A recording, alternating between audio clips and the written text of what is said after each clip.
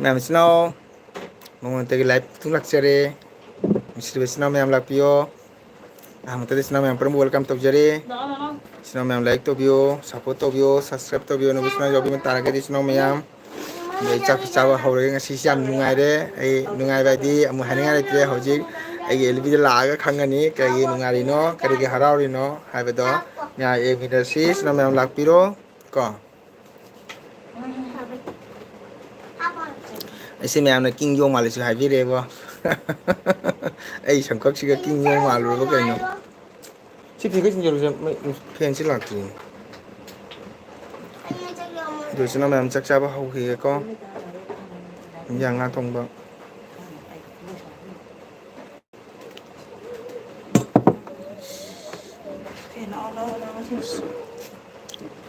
ꯉꯁꯥꯏ ꯉꯥ ꯃꯔꯨꯝ ꯆꯪꯉꯝꯕ꯭ꯔꯥ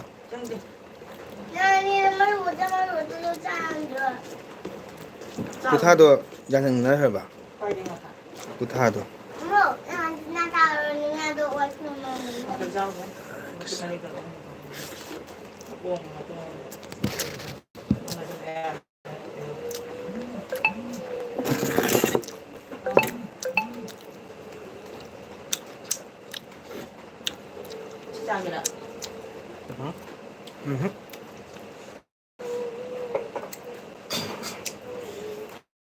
ꯅꯪ ꯋꯥꯡ ꯈꯪꯉꯁꯤ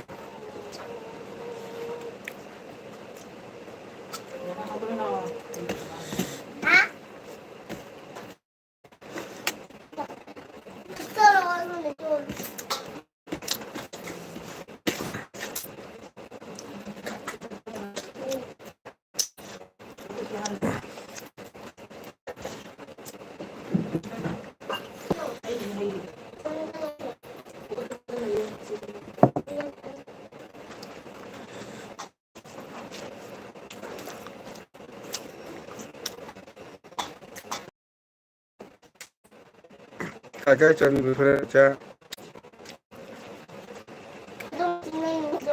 ꯑꯣ ꯍꯧꯗꯣꯡ ꯅꯠꯇꯦ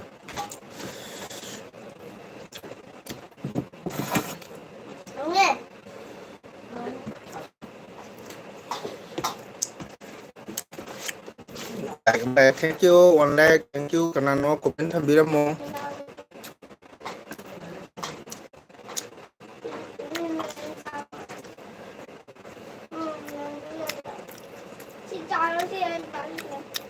ꯏꯆꯤꯟꯅꯥꯎ ꯀꯅꯥꯅꯣ ꯀꯣꯃꯦꯟ ꯊꯝꯕꯤꯔꯝꯃꯣ ꯅꯨꯡꯁꯤꯔꯕ ꯏꯆꯤꯟꯅꯥꯎ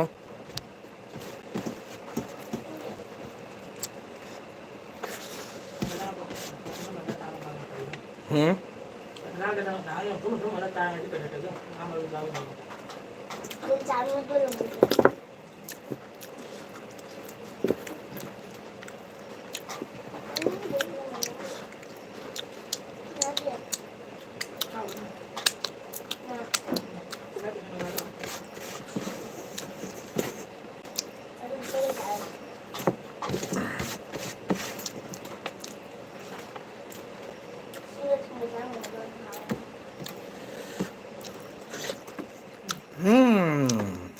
কারেন্ট চলে গেছে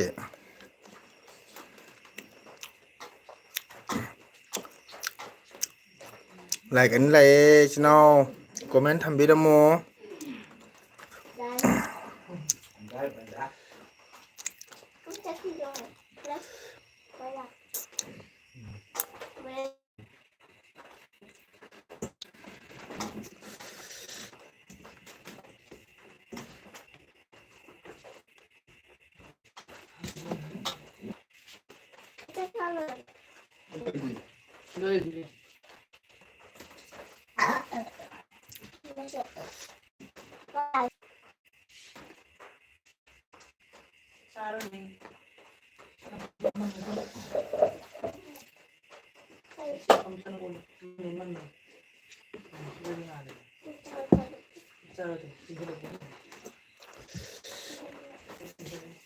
ꯀꯩꯅꯣꯗꯤ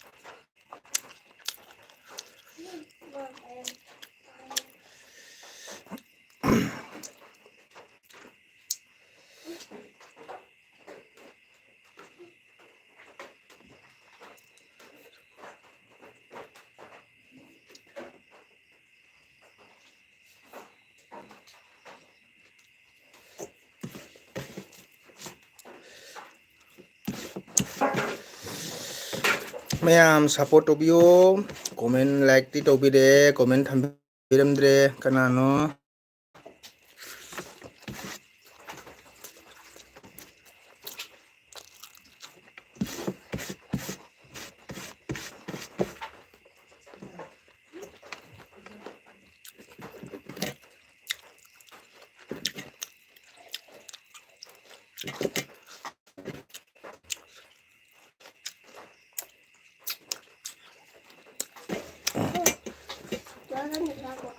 응?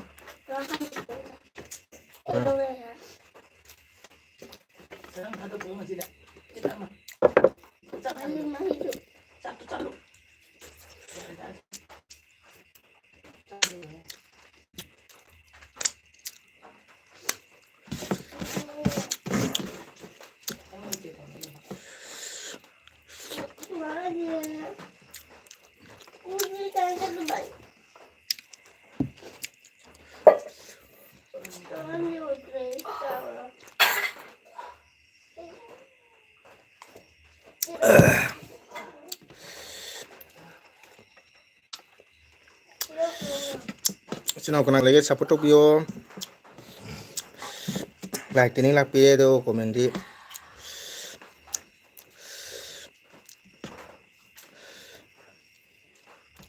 Melissa Sumar hai Melissa कैसे हो मेरे चैनल में आने के लिए धन्यवाद लाइक करिए पहले बार है तो सपोर्ट कर दीजिए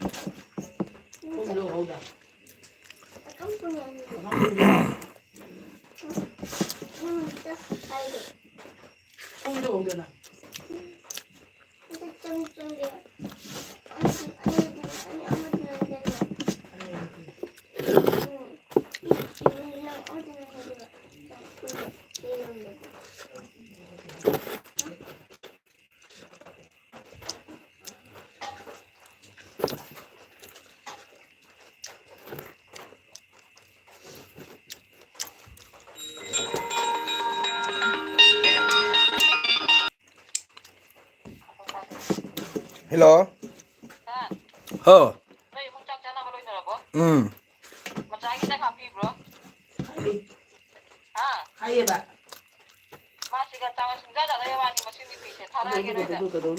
Cái này kia nha.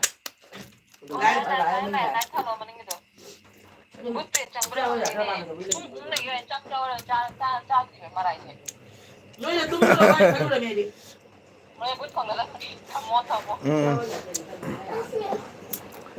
Kakase ngasai aigi comment babi dabani mahai wata tarani haina kakpi khare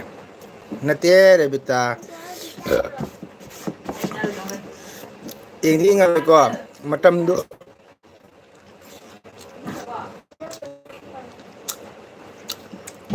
kagi matam do chắc hả bộ thiêng được rồi bạn có rồi đi xuống lại sang được số rồi sang cái kia ngày lên rồi bạn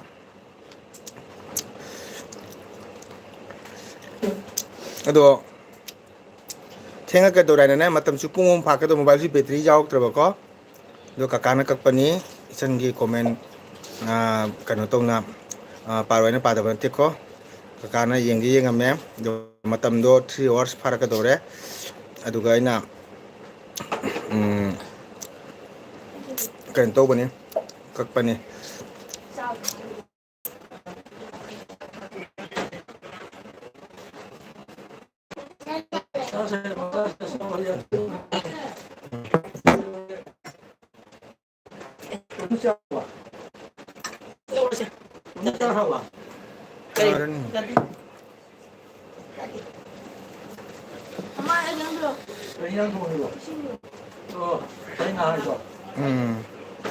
Dia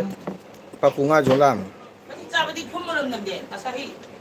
Monoy baru en macam Nam de da. nanti ai uning ni doi ki na nasta kodong bija doy khai bo. Ngawale. Ngawale. Tu tu kan pai ben dia. Ai thum ne mang le na. Ai nang de ai ni ba ko ti. Tu de doy nangไปนะค่ะทีเดียวมวยจะหันเนี่ยหนักเดียวมวยจะคนตัว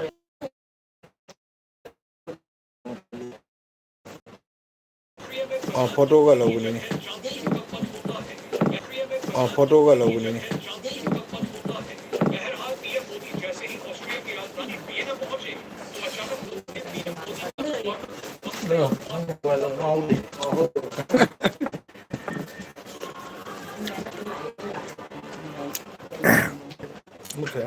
băng xả đấy mặc gì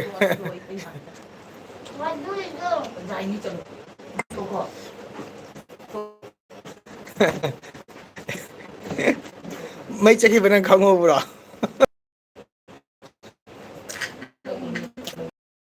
tan করছে thank you ধন্যবাদ আমার নমদা বন্ধে আইছে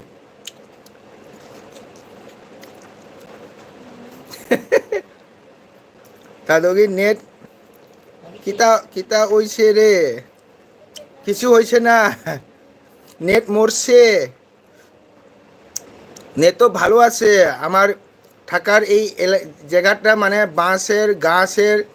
ওই জন্য মানে নেওয়ার কোনো তর পাওয়া যায় না। নমদা কেnyang চাই, থ্যাংক ইউ, নমদা থাকাচ্চারি। कोई कसा नंदी चंग कसा नंदी ब्लॉग कमेंट लाको उबरे हूं ना मैडम तंग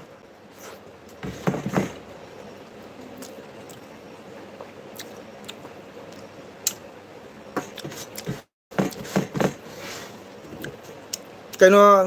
ngasing tong ni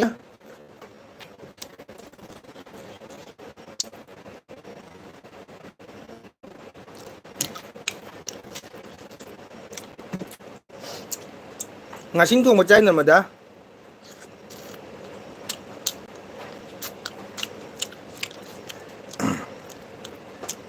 wow ko oja basantala ya oja welcome oja thank you oja la pibe tong thakachari tado ilisa ngari thong macai oh how bune adudi thaimu thong adami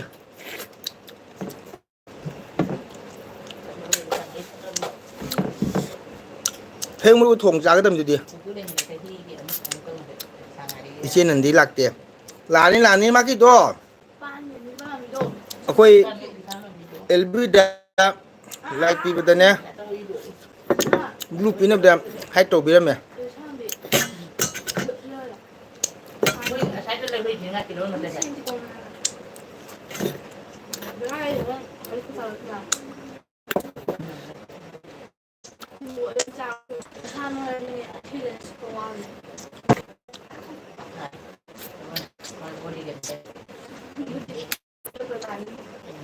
ba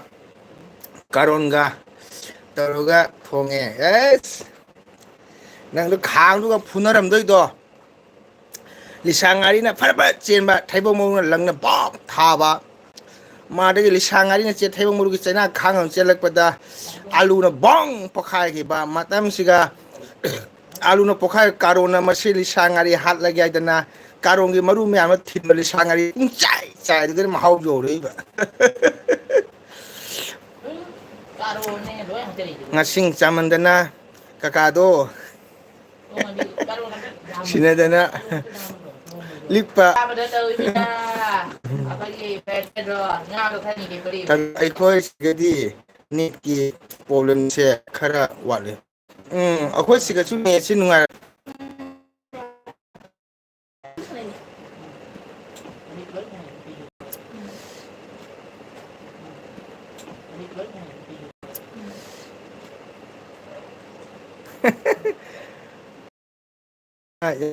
hào đấy, hào từ đi này sang thùng có hào tổ nó bro.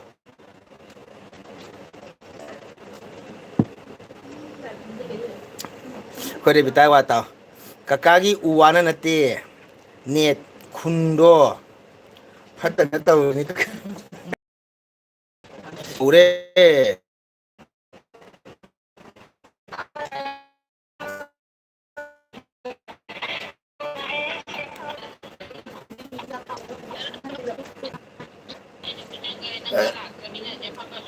Hôm tao đi mày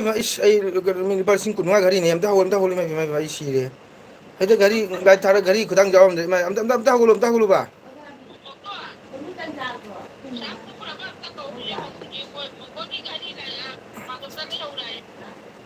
as auto driver cang naga lo di lo deh,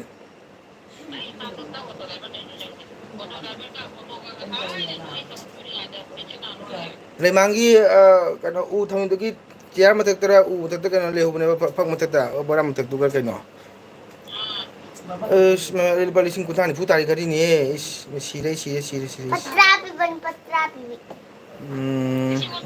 one piece bali oh ne mi balising putari gari ni to am ta hulu ne nate ima thani mate ha sa gari de mapan gari ni ne aso mapan gari ne ba internet karena yo sim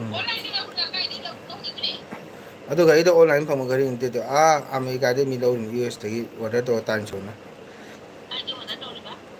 tan cho lori me ba UK tagi US tagi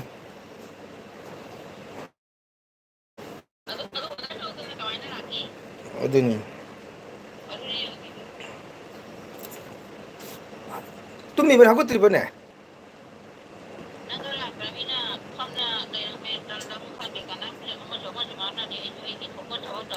ꯑꯝꯇ ꯍꯧꯒꯠꯂꯣ ꯍꯥꯏꯌꯨꯅꯦ ꯑꯝꯇ ꯌꯦꯡꯉꯨꯅꯦ ꯃꯣꯏ ꯃꯇꯥꯡ ꯆꯥꯗ꯭ꯔꯗꯤ ꯃꯣꯏ ꯍꯧꯒꯠꯂꯅꯤ ꯏꯁ ꯇꯞꯅ ꯑꯩ ꯄꯩꯁꯥ ꯋꯥꯏꯗꯣ ꯄꯩꯁꯥ ꯄꯤꯗ꯭ꯔꯤꯃꯤꯅꯦ ꯑꯩ ꯁ꯭ꯋꯥꯏ ꯂꯥꯎꯔꯦ ꯍꯦꯛꯇ ꯂꯥꯏꯠ ꯊꯥꯔ ꯈꯨꯗꯥꯡꯗ ꯘꯔꯤ ꯌꯥꯎꯔꯝꯗ꯭ꯔꯗꯤ ꯁ꯭ꯋꯥꯏ ꯂꯥꯎꯔꯦ ꯈꯪ ꯅꯤꯡꯁꯤꯡꯉꯛꯄ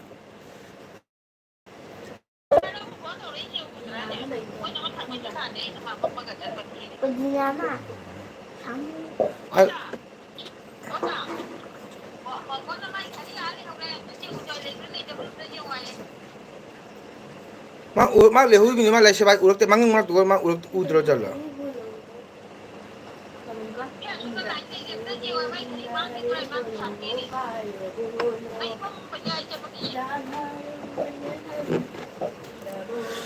ꯍꯃꯦꯜ ꯑꯆꯧꯕ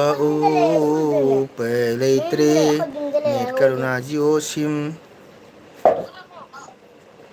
ꯎꯗ꯭ꯔ ꯅꯨꯃꯤꯠꯇ ꯇꯥꯡꯕ ꯑꯩꯈꯣꯏꯗꯨꯗ ꯂꯩꯁꯦ ꯑꯩꯈꯣꯏꯗꯨꯗ ꯂꯩ ꯑꯪꯀ ꯂꯩꯕꯅꯦ ꯆꯥꯛ ꯂꯣꯏꯔꯕ ꯆꯥꯛ ꯂꯣꯏꯗ꯭ꯔꯤꯕꯣ ꯄꯥꯕꯨꯡꯁꯤꯔ ꯑꯣ ꯁꯤꯒ ꯂꯩꯔꯃꯦ ꯑꯜꯃꯥꯔꯤ ꯃꯊꯛꯇ ꯂꯩꯔꯝꯃꯦ ꯑꯣ ꯑꯩꯒꯤ ꯑꯜꯃꯥꯔꯤ ꯃꯊꯛꯇ ꯂꯩꯔꯝꯃꯦ ꯑꯦ ꯈꯨꯡꯕꯜꯂꯦ ꯑꯁ ꯁ꯭ꯋꯥꯏ ꯂꯥꯎ ꯄꯩꯁꯥ ꯂꯨꯄꯥ ꯑꯃ ꯄꯩꯁꯥꯒ ꯄꯤꯗ꯭ꯔꯤꯃꯦꯕ ꯑꯗꯣ ꯁ꯭ꯋꯥꯏ ꯂꯥꯎꯔꯤꯃꯤ ꯀꯩꯅꯣ ꯑꯩꯅ ꯍꯥꯏꯗ꯭ꯔꯥ ꯎꯕꯨꯗꯣ ꯂꯩ ꯅꯪ ꯈꯪꯗꯦ ꯈꯪꯗꯦ ꯅꯪꯗꯤ ꯑꯩ ꯎꯔꯤꯁꯤꯅꯦ ꯑꯣ ꯉꯁꯥꯏ ꯑꯌꯨꯛ ꯄꯥꯄꯨ ꯉꯥ ꯌꯣꯟꯕ ꯂꯥꯛꯑꯦ ꯄꯤꯔꯣꯅꯦ ꯄꯄꯥ ꯉꯁꯥꯏ ꯄꯥꯄꯨ ꯉꯥ ꯌꯣꯟ ꯂꯥꯛꯑꯦꯕ ꯑꯗꯨ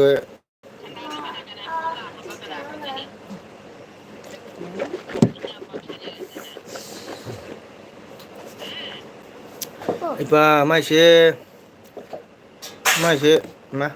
ꯃꯥ ꯎ ꯐꯪꯗꯣꯏ ꯃꯥꯜꯂꯦ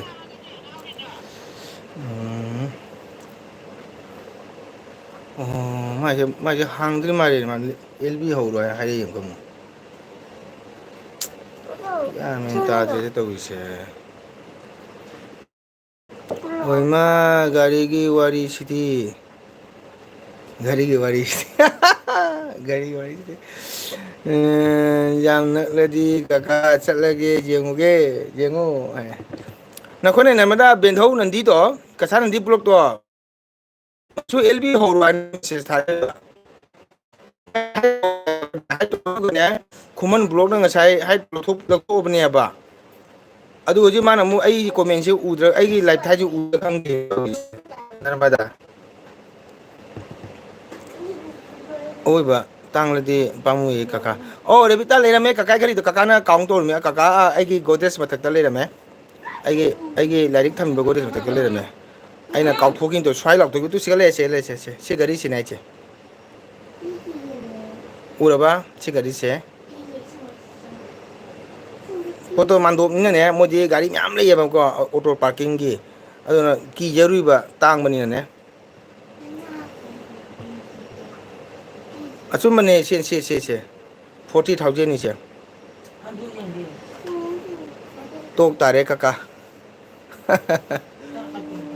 ꯊꯣꯛ ꯇꯥꯔꯦ ꯀꯀꯥ ꯍꯣꯏ ꯑꯩ ꯀꯥꯎꯊꯣꯛꯎꯔꯣ ꯁ꯭ꯋꯥꯏ ꯂꯥꯎꯔꯨꯕꯅꯦ ꯉꯁꯥꯏ ꯊꯕꯛ ꯂꯥꯏꯁꯪꯒꯤ ꯊꯕꯛ ꯁꯨꯔꯝꯗꯨꯒꯗꯤ ꯁ꯭ꯋꯥꯏ ꯂꯥꯎꯔꯦ ꯍꯣꯔꯦꯟ ꯕꯦꯟꯙꯧꯕꯣ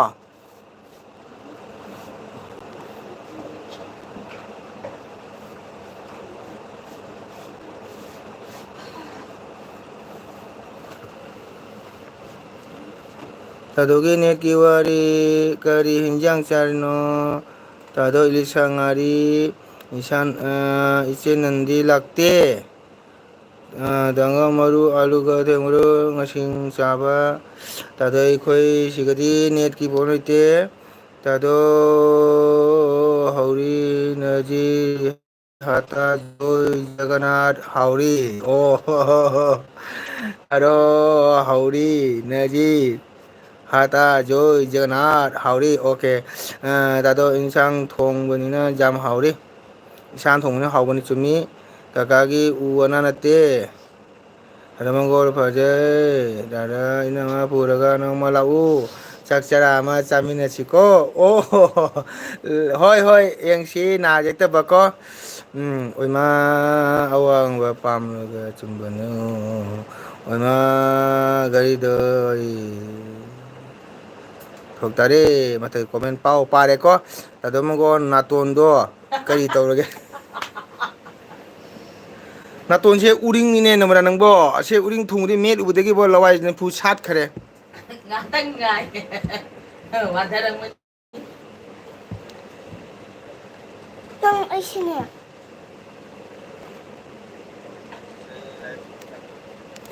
우링 우링 우링 우링 우링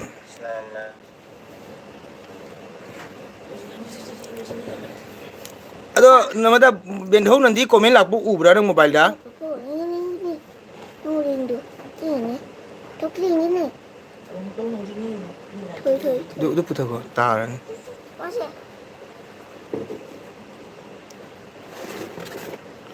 우링 떠오르네 우링 우링 우링 우링 이 갈비도 오호 아스 메루 라와이 샷 그래 베마 눈이 작지도 Ako'y kuwat sa ako na sa dapat dapat dito si.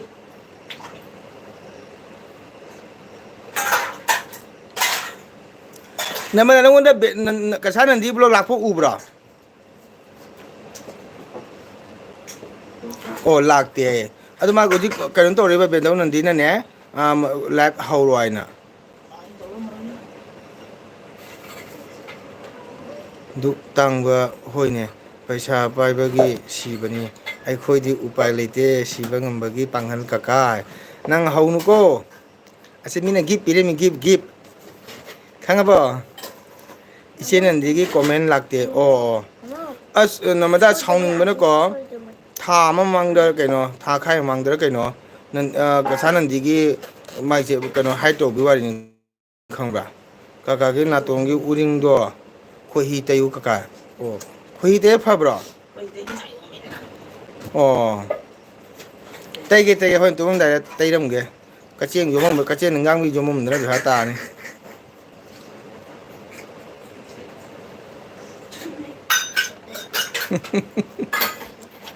Khôi hi tay vậy khôi hi.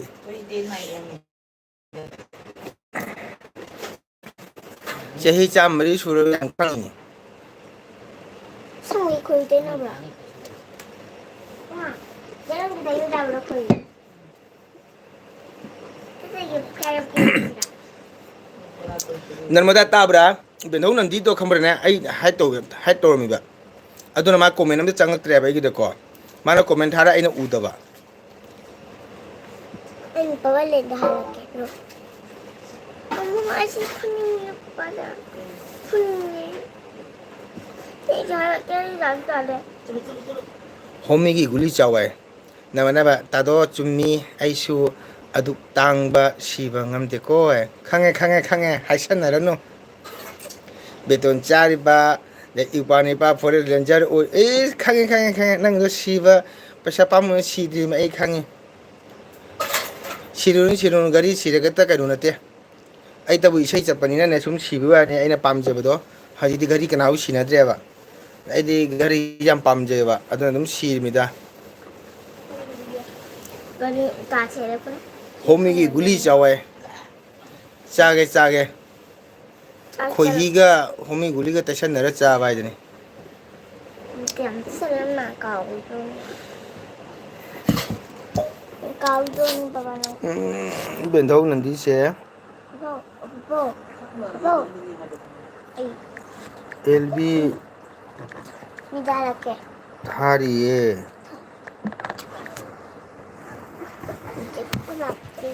lb thariye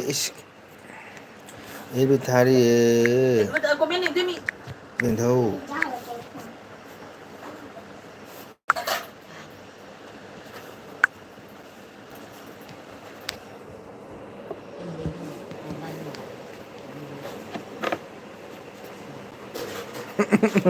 kế ba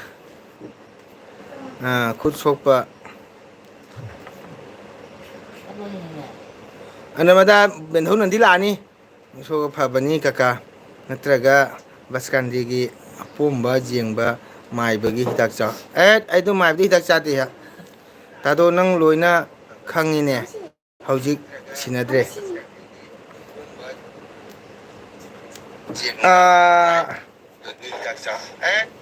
시내들에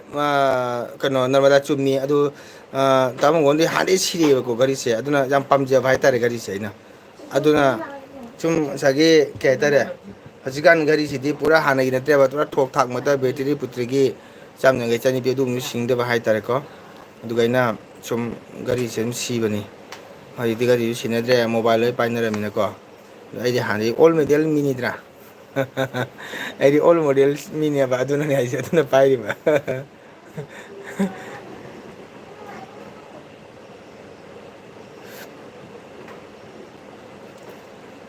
ada new model sulain khangi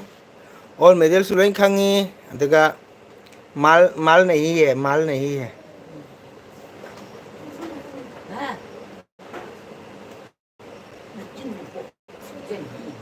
नहीं है Narmada ji मसू उड़बो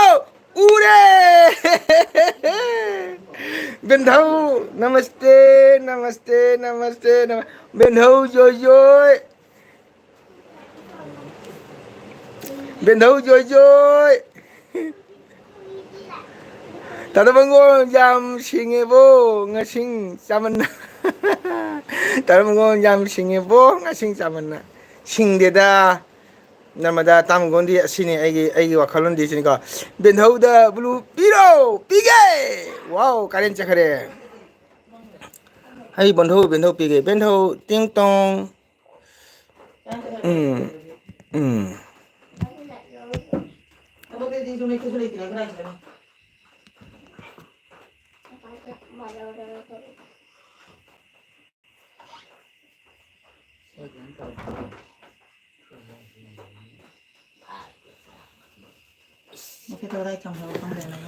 bentuk pira ba kesan bro is no bentuk pira ko isin nanti lah wow macam Narmada nungari bo mai pema bentuk nungari nasujang nungari hoi mai pema okay thank you bentuk hoi isin nungari hoi narmada komandai pada pahau ure hai to si seme ite ma jam nungare benthau ure ite ayong benthau nang lakpada mayam na tori song benthau aina haiba wase kakana phagi tare oi bani kaka khoigi khoi teiraga nungai bra jengo kakcheng iloi phagi oina khaladi kaide da kai ai khangda hangi kacheng inga da khangi ba hangi ba dugi as आप सबके कृपा से अच्छी हो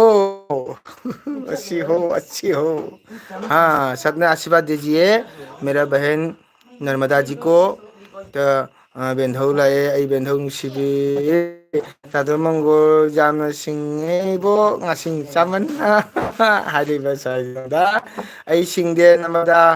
तामंगोंदी सिनी तांगोना तांजेबाजे Revita kuya udah bareng kau keren bendau Revita bendau lami as ay bendau say miyam na heto bidana ko good nita ojeregi howregi jengli ko like shu namjare thank you welcome thagatsari Nasadegi masu elvida kanamda blue pinuko piroi bendo piro sumbi piroi boy yam pende thamose gari gi pirak lido ni amana oramgani kaka dosado cheksellu hagi kan chamone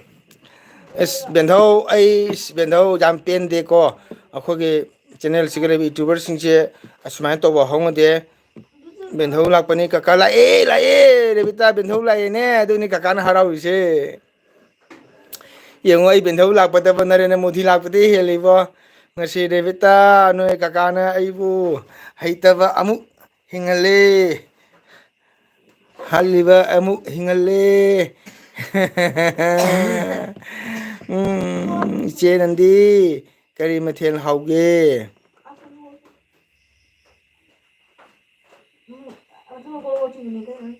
Haleba. Bên hay tấn tâu bên nè.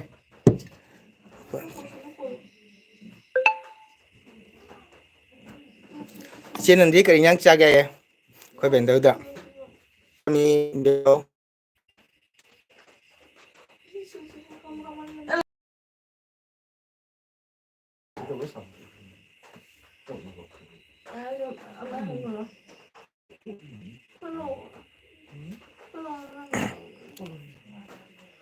Bên thấu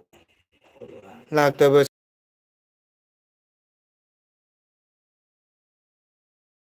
hai iche nandi di aigi video ka jeng dine hai na pom jeng bio bên thấu iche nandi ki su iche namadagi video jeng bio ko du di haurani iche hai harani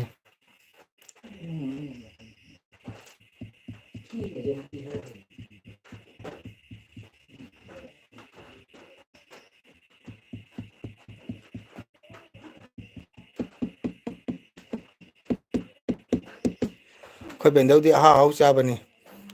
jadi orang iromba alu mepa cha bani ngasi di karen je put chale ate la di bo ben thau la pat siti nungai hai ben thau ngasi jimja ka sen ni ko tang tara ni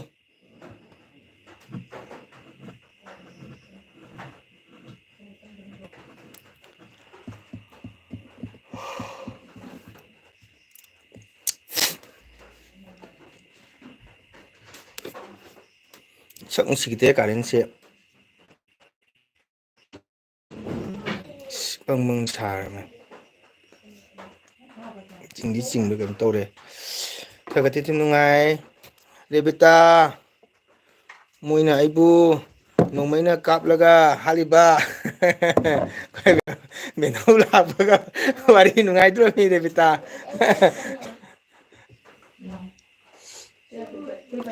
kakana di hati ko rebita kakana ben hau har khide mi na halak pani ko mi siam phalam dre ichen rebita mi hi jam phalam dre ko kakana thamu yam tingu bose ko mi yam phalam dre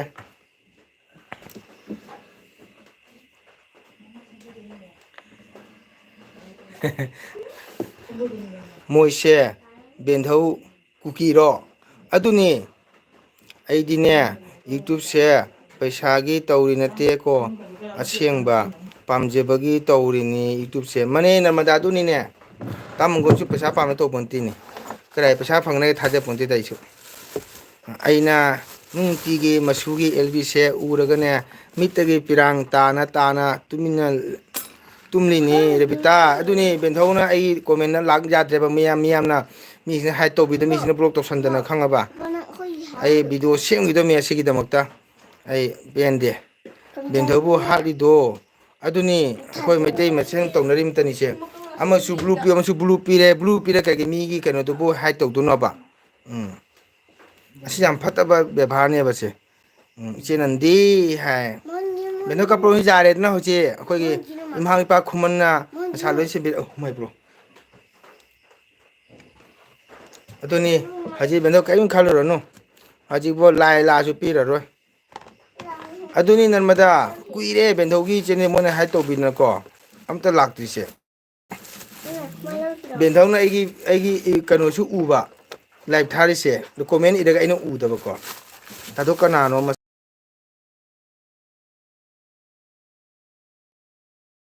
rom da changa ga je khang da me hai ba ko ado ain sai na hang matam da do kuira bani na mase khangba ngam badi watli hai ado aina chawning de ga khoi masen amatani kai do bagi du main to go do no sine ba ama su blue na aina kharan thani mangda blue da ne blue da ne ga thoki ga jawre ba de blue ga ta haji mi se support tong nari ra na ta na connect le nei da ai su khangam de connect le ne bai bu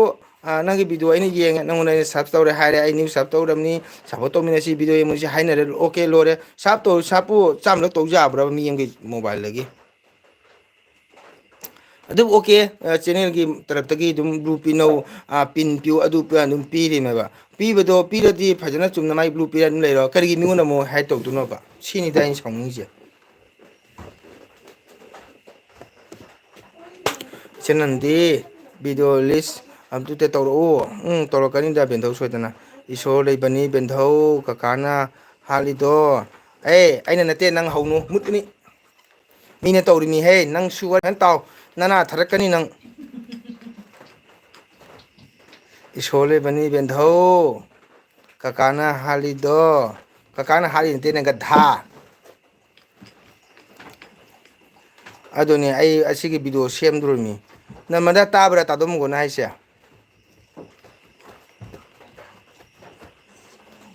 ꯉꯁꯤꯡ ꯆꯥꯕ ꯃꯤ ꯀꯣꯆꯤ ꯀꯣꯠꯄꯅꯤ ꯃꯁꯤ ꯉꯥꯡꯁꯤ ꯁꯨꯝ ꯌꯦꯡꯉꯨꯀꯣ ꯃꯁꯤ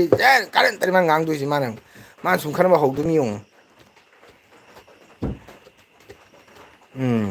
ꯑꯦꯜꯕꯤ ꯃꯔꯝꯗꯗꯤ ꯑꯩ ꯈꯪꯗꯦꯀꯣ ꯑꯩꯗꯤ ꯇꯧꯗꯕꯅꯤꯅ ꯍꯣꯏ ꯅꯔꯃꯗꯥ ꯑꯩ ꯌꯨꯇꯨꯕ ꯊꯥꯗꯣꯛꯂꯦ ꯕꯦꯟꯊꯧ ꯀꯥꯏꯗꯅ ꯃꯤ ꯇꯧꯗꯣꯏ ꯁꯨꯡꯖ ꯊꯥꯗꯣꯛꯄ ꯌꯥꯔꯣꯏ ꯕꯦꯟꯅꯪ ꯌꯨꯇꯨꯕ ꯍꯦꯛ ꯍꯌꯦꯡ ꯊꯥꯗꯣꯛꯄꯗ ꯍꯌꯦꯡ ꯑꯗꯨꯝ ꯂꯥꯛꯀꯗꯣꯏꯅꯤ ꯑꯩ ꯅꯪ ꯅꯌꯨꯝ ꯇꯥꯟꯅ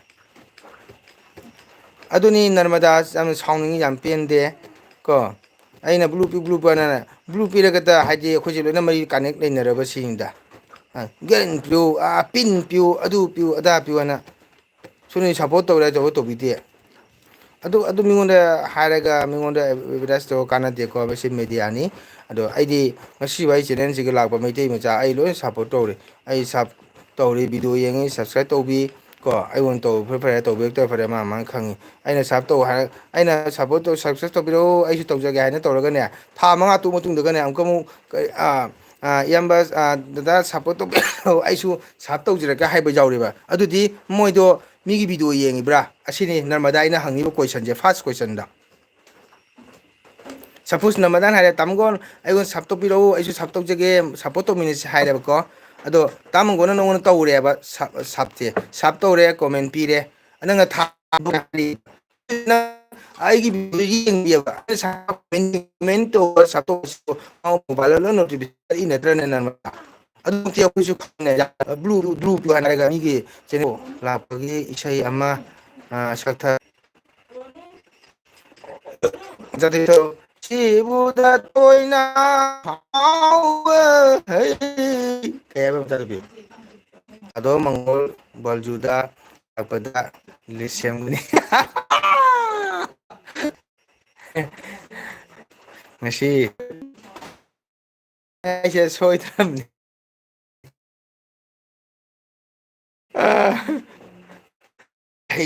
ꯁꯤꯕꯨ ꯑꯩ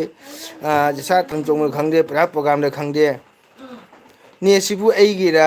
ꯃꯥꯒꯤꯔ ꯈꯪꯗ꯭ꯔꯦ ꯕꯦꯟꯙꯧ ꯑꯩꯒꯤꯁꯨꯅꯤ ꯑꯗꯣ ꯍꯧꯖꯤꯛꯄꯨꯗꯤ ꯑꯗꯨꯝ ꯌꯥꯔꯤ ꯑꯩꯒꯤꯁꯦ ꯃꯔꯛ ꯃꯔꯛꯇ ꯑꯃꯨꯛ ꯇꯠꯂꯤ ꯕꯦꯟꯙꯧ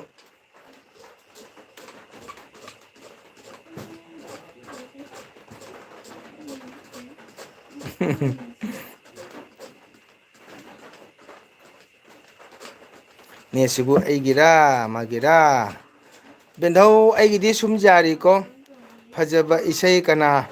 ꯇꯝꯒꯦ ꯍꯧꯖꯤꯛꯇꯒꯤ ꯐꯖꯕ ꯏꯁꯩ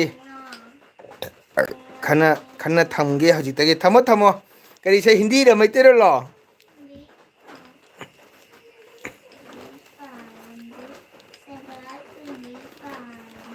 ꯄꯀꯥ ꯁꯅꯥꯒꯤ ꯏꯁꯩ ꯐꯖꯕ ꯑꯃ ꯂꯩꯕꯅꯤ ꯅꯔꯃꯗꯥ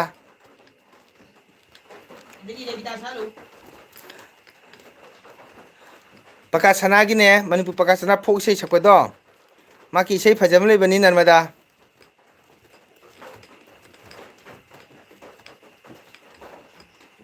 ꯕꯦꯟꯙꯧ ꯀꯞꯄꯁꯦ ꯊꯃꯣꯏ ꯁꯣꯟꯕ ꯇꯥꯔꯦ ꯃꯩꯇꯩ ꯅꯨꯄꯤꯒꯤ ꯊꯧꯅꯥ ꯊꯣꯛꯎ ꯕꯦꯟꯙꯧ ꯑꯗꯨꯅꯤ ꯇꯥꯗꯣ ꯍꯥꯏꯔꯛꯑꯣ ꯄꯀꯥ ꯁꯅꯥꯅ ꯑꯃꯈꯛ ꯁꯛ ꯇꯥꯏꯅꯦ ꯀꯥꯎꯕꯨ ꯀꯥꯎꯔꯦꯅꯦ ꯑꯩꯅ ꯀꯔꯝꯕ ꯅꯨꯄꯤꯅꯣ ꯃꯣꯏꯅꯤ ꯁꯛꯃꯤꯟꯅꯕꯗꯣ ꯐꯣꯛ ꯏꯁꯩꯗꯨꯕꯨꯅꯦ ꯃꯤ ꯇꯥꯏ ꯅꯣꯡꯁꯤꯅꯤ ꯍꯥꯏ ꯕꯦꯝꯃ ꯑꯩ ꯑꯃꯗꯤ ꯄꯥꯈꯣꯟ ꯆꯠꯂꯛꯀꯦꯀꯣ ꯅꯪꯉꯣꯟꯗ ꯍꯥꯏꯅ ꯂꯧꯔꯝꯗꯥꯏꯗ ꯇꯦꯅ ꯋꯥꯃ ꯑꯟ ꯈꯥꯏꯅꯔꯝꯗꯥꯏ ꯌꯣꯡ ꯃꯥꯟꯕ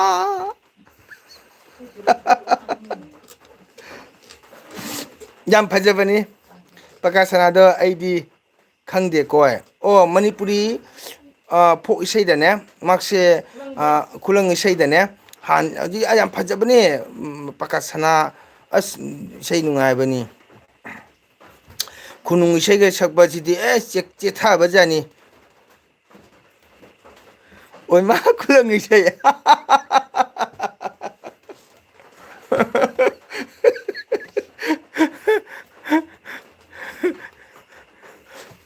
ꯑꯩꯈꯣꯏ ꯕꯦꯟꯊꯧꯅ ꯑꯩ ꯉꯁꯤ ꯋꯥꯈꯜ ꯅꯨꯡꯉꯥꯏꯕ ꯂꯣꯏꯔꯦ ꯅꯨꯡꯉꯥꯏꯇꯗꯤ ꯕꯦꯟꯊꯧ ꯀꯌꯥ ꯀꯨꯏꯔꯦ ꯌꯦꯡꯉꯣ ꯕꯦꯟꯊꯧꯒ ꯎꯅꯗ꯭ꯔꯤꯁꯦ ꯃꯤꯁꯤꯡꯁꯤꯅ ꯍꯥꯏ ꯇꯧꯕꯤꯗꯅ ꯀꯌꯥ ꯐꯠꯂꯝꯗꯦ ꯌꯦꯡꯉꯕꯁꯦ ꯌꯥꯝ ꯐꯠꯇꯦ ꯃꯤꯁꯤꯡꯁꯦ ꯑꯗꯨꯝ ꯊꯥꯖꯅꯤꯡꯉꯥꯏ ꯂꯩ ꯄꯣꯟꯇꯦꯕꯣ ꯃꯤꯁꯤꯡꯁꯦ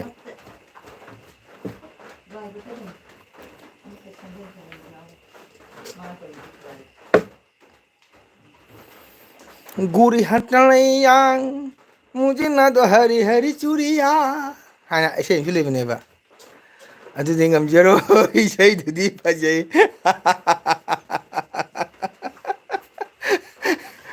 अदुदि ngamjero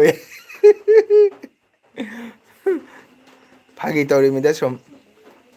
ꯌꯥꯝ ꯐꯖꯕꯅꯤ ꯄꯀꯥ ꯁꯅꯥꯒꯗ ꯃꯤ ꯐꯥꯎꯔꯃꯤ ꯀꯩꯅꯣ ꯃꯤ ꯑꯦꯋꯥꯔꯗ ꯐꯪꯉꯤꯕ ꯃꯤꯅꯤ ꯈꯨꯅꯨꯡ ꯏꯁꯩꯗ ꯑꯦꯛꯗꯝ ꯗꯦꯟꯖꯔꯅꯤ ꯀꯔꯝꯕ ꯃꯤꯅꯣ ꯍꯥ ꯑꯩꯕꯨ ꯍꯥꯠꯂꯤꯗꯣ ꯍꯥ ꯁꯤꯒꯦꯔꯣ ꯅꯣꯏ ꯑꯗꯨꯅꯤ ꯕꯦꯟꯗꯣ ꯍꯥꯠꯀꯗꯕꯅꯤ ꯃꯋꯥ ꯂꯧꯗꯦ ꯌꯥꯝ ꯐꯠꯇꯦ ꯑꯩꯈꯣꯏ ꯃꯩꯇꯩ ꯃꯆꯥꯁꯤꯡꯁꯦ ꯑꯁꯤ ꯍꯥꯏꯔꯒ ꯃꯤ ꯄꯨꯔꯥ ꯋꯥꯔꯧꯒꯗꯧꯔꯤꯅꯤ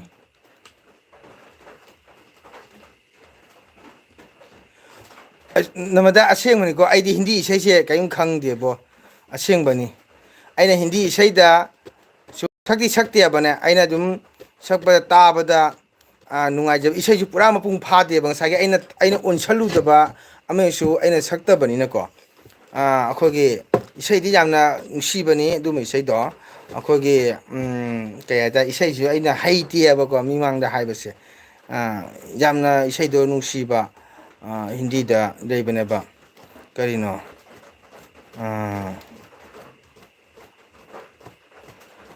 ꯀꯥꯎꯔꯦꯗ ꯑꯩꯅ ꯁꯛꯇꯕꯅꯤꯅ ꯑꯗꯨꯒꯨꯝꯕ ꯏꯁꯩ ꯃꯌꯥꯝꯗꯣ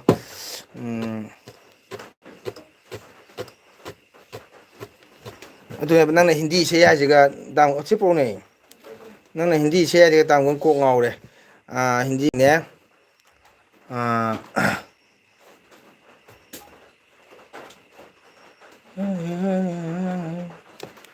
ꯏꯁꯩ ꯑꯃꯁꯨ ꯂꯩꯕꯅꯤ ꯕꯦꯟꯙꯧꯅ ꯍꯥꯏꯔꯛꯄꯅꯤ ꯀꯀꯥꯅ ꯍꯥꯠꯂꯤꯅꯤ ꯍꯥꯏꯕꯗꯨꯒ ꯍꯥꯏꯖꯕꯅꯤ ꯀꯀꯥ ꯑꯩꯅ ꯍꯥꯏꯕ ꯅꯠꯆꯗꯦꯗ ꯀꯀꯥ ꯊꯣꯛꯆꯔꯒꯦ ꯍꯧꯔꯕ ꯅꯪꯒꯤ ꯋꯥ ꯑꯃ ꯍꯥꯏ ꯊꯣꯛꯆꯔꯒꯦ ꯃꯁꯤ ꯉꯥꯡꯁꯤꯃꯕꯣ ꯊꯣꯛꯆꯔꯒꯦ ꯃꯥꯒꯤ ꯁꯤꯠꯇꯅꯤꯀꯣ ꯀच्चा ꯕꯗꯥꯝꯕꯨ ꯀच्चा ꯕꯗꯥꯝꯗꯣ ꯑꯣꯏꯅ ꯇꯧꯔꯣ ꯑꯣ ꯀच्चा ꯕꯗꯥꯝ ꯍꯥꯏꯅ ꯁꯦꯝꯖꯕꯅꯤꯅꯦ ꯍꯤꯟꯗꯤ ꯏꯁꯩ ꯑꯃ ꯁꯛꯂꯛꯑꯣ ꯁꯛꯂꯛꯑꯣ ꯑꯩ ꯐꯥꯗꯦꯅꯦ ꯅꯔꯃꯗ ꯑꯁꯦꯡꯕ ꯑꯩ ꯍꯤꯟꯗꯤ ꯏꯁꯩꯗꯤ ꯑꯩ ꯍꯩꯇꯦꯕ ꯁꯨꯔ ꯄꯥꯝꯕꯁꯨ ꯍꯩꯇꯦꯕ ꯑꯩꯅ ꯏꯁꯩ ꯁꯛꯄꯅꯤꯅ ꯍꯣꯏ ꯏꯁꯩ ꯏꯁꯀꯦꯜꯁꯦ ꯆꯦꯟꯊꯣꯛꯈꯤꯕ ꯁꯨꯔꯁꯦꯀꯣ ꯀꯥꯎꯈ꯭ꯔꯦꯗ ꯏꯁꯩ ꯀꯩꯅꯣ ꯏꯁꯩ ꯑꯃꯒ ꯂꯩꯕꯅꯦꯕ ꯑꯩ ꯅꯨꯡꯁꯤꯕꯅꯦꯕꯅꯦ ꯊꯥꯏꯅꯒꯤ ꯏꯁꯩ ꯑꯃ ꯃꯥꯜꯂꯦꯗ ꯀꯔꯤ ꯍꯥꯏ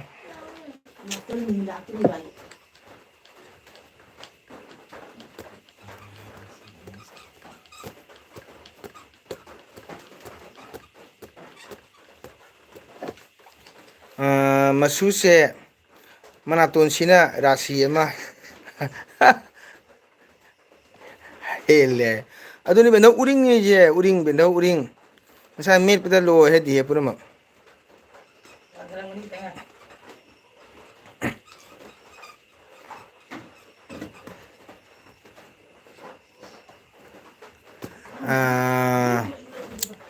ꯏꯁꯩꯁꯤ ꯌꯥꯝ ꯂꯩꯕꯅꯤ ꯀꯥꯎꯈ꯭ꯔꯦꯗ ꯍꯤꯟꯗꯤ ꯏꯁꯩꯁꯤꯡꯁꯦ ꯑꯩꯅ ꯁꯛꯇꯕꯅꯤꯅ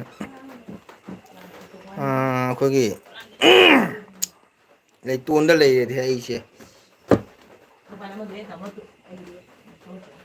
ꯔꯥꯁꯤ ꯑꯃ ꯍꯦꯜꯂꯦ ꯊꯦꯡꯀ꯭ꯌꯨ ꯕꯦꯟꯙꯧ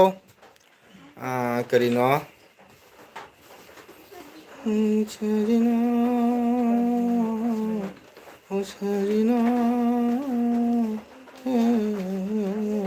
ꯍꯥꯏꯕ꯭ꯔꯥ ꯀꯣꯜ ꯇꯧꯔꯒ ꯁꯛꯅꯕ ꯑꯣꯏꯔꯗꯤ ꯑꯩꯁꯨ ꯑꯋꯥꯏ ꯑꯈꯨꯝ ꯇꯧꯒꯗꯕꯅꯤ ꯀꯀꯥ ꯍꯣꯏꯑꯕ ꯑꯗꯣ ꯍꯩꯇꯦ ꯑꯩꯁꯨ ꯀꯣꯜ ꯀꯩꯅꯣ ꯇꯧꯕꯗꯣ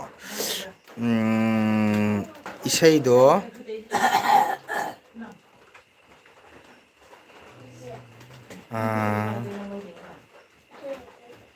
परदेसी परदेसी जाना नहीं मुझे छोड़ के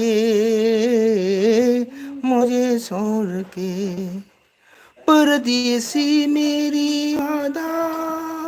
वादा निभाना मुझे याद रखना कहे भूले जाना परदेसी परदेसी जाना ओय मा इसे इचे नंदे इसे फजबा मा हाइरो जादरे काका पक्ते ओय मा इसे बेदव नोखरे अदोने अई सकपा हेते अब अदुननेबको अदा इसे अमता अई सुर पानबा सकपा हेतेबा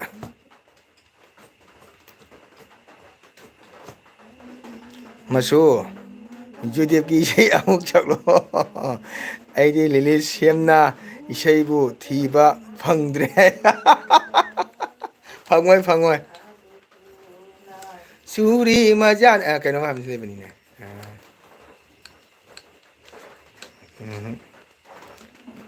होइने हिंदी इसेदी रमदान अमता थीबा फंगमरोयबा हमना वाह तादो मंगो वाह ताजाब्रे इसेदो नट इसे दुमाय तौबने राजा हिंदुस्तानी सकलो ए सरो अई सकबा मी नुइयो यामना हैतिएबा हुसुता मुबा नते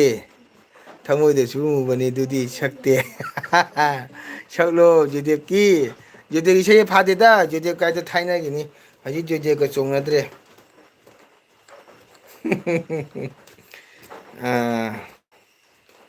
हानागी इसे लेमनिना हाना कइकैना कइकैनो हिंदी की फजा फजा इसे लेबनेबा काउरे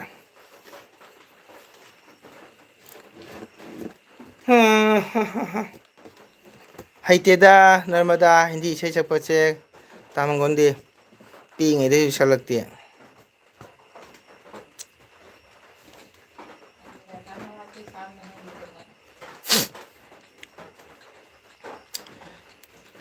बादाम बादाम कचारा बादाम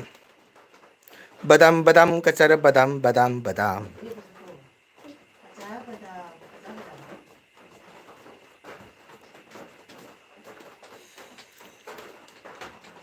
है जी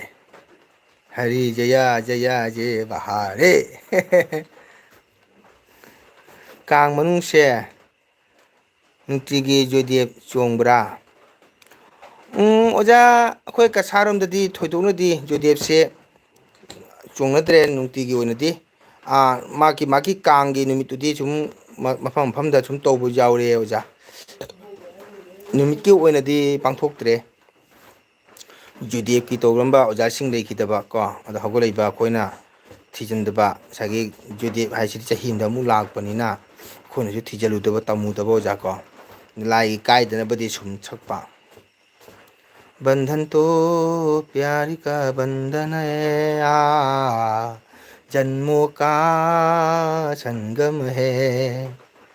फजई दे जो बंधन तो प्यार का बंधन है जन्मों का संगम है फजई दो इसे जाम फजई नर्मदा ꯀꯔꯤ ꯃꯍꯦꯟ ꯆꯥꯒꯦ ꯌꯥꯝ ꯐꯖꯩ ꯑꯗꯨ ꯏꯁꯩꯗꯣ ꯌꯥꯝ ꯅꯨꯡꯁꯤꯕꯅꯤ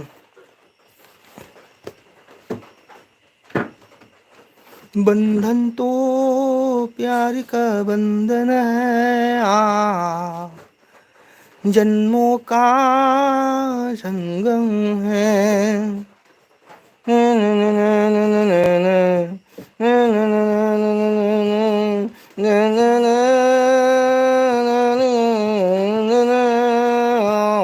yang sebenarnya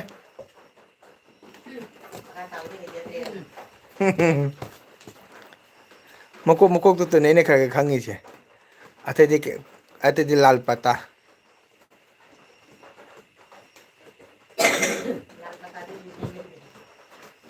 करना अर्जुन फिल्म नहीं मने करना अर्जुन की फिल्म नहीं आएगा मेरा बेटा करण अर्जुन आएगा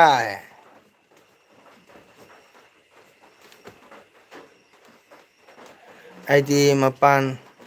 दता लेरपनिना हिंदी असमिस्ता इसई से खंगे मणिपुरी इसई खंगे होय नंदी लेरपनिना खंगनी एलबी गा लोरे हे इरिबा मी मगा पारिबा मी मगा भालो भालो आईडी मपान दता लेरपनिना हिंदी असमिस्ता इसई से खंगे खंगे मणिपुरी इसई खंगे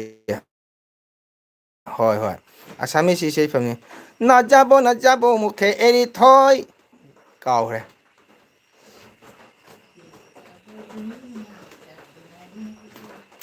हो मतम कुइरे बेंधौ नंदी लागतबा हो नाजाबो ngasi lagle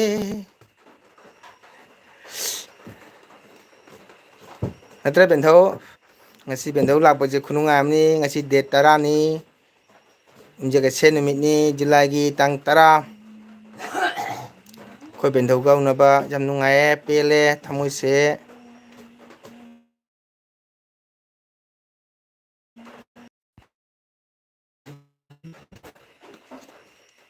दादो मंगन भालो भालो पैसा का थानिंगे अदो एलबी नि ना उपाय नाय इसे ताबदा आई मिट का सिंगले हे बेदो इसे नंदी हाना नो करे हो सजना सजना हो सजना मखादी खंगदेको याम फजबनी सी सहीजु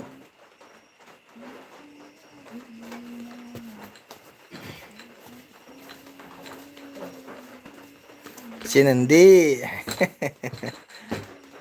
अखोगी बेंधौ ngasi lakpade kayadi manungai hainingai leitana thamoi sepili ngasigi numit se masugi film se chappe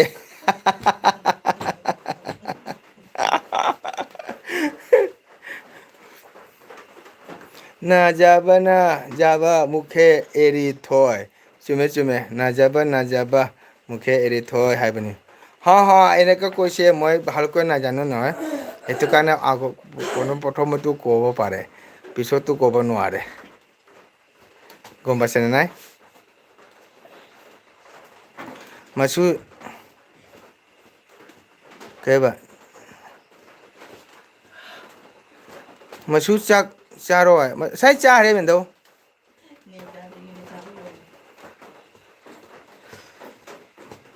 check चाबा लोरे बेंदो सही चार लोरे nga thong ma chai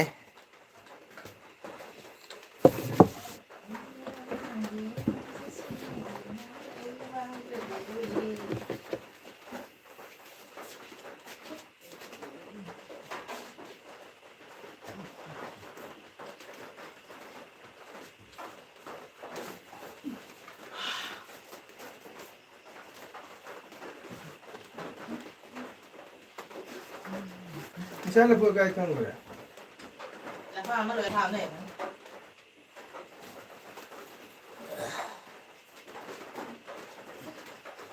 Ghế được chết, ghế được thừa vật sao? Chỉ cái này chỉ cái này.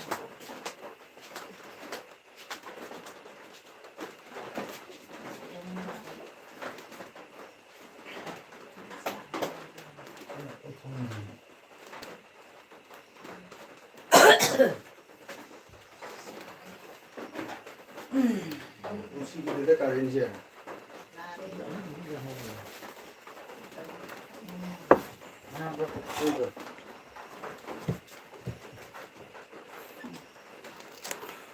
Masu cakcaro. Ngumagi phajana nukadabane chummi narmada wow aigi ichanipi lae agu kamangol agu Agu là gì mà kỳ vậy? agu agu cakcarabo kenyang chai kuida aigi chanipi su daba su agu bat agu ba kesani phare phare tado mongol chinandi good night Namada good night good night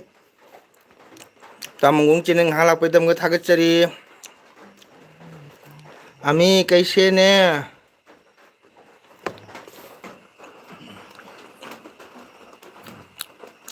ami kaise nandi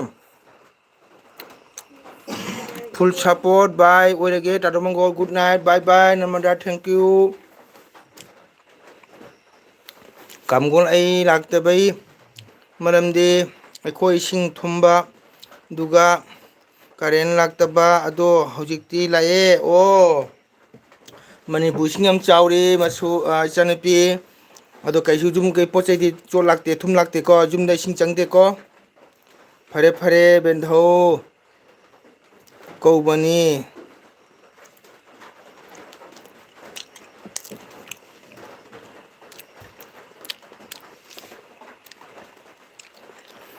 chala si ka jet ko dui ba agu kenyang chai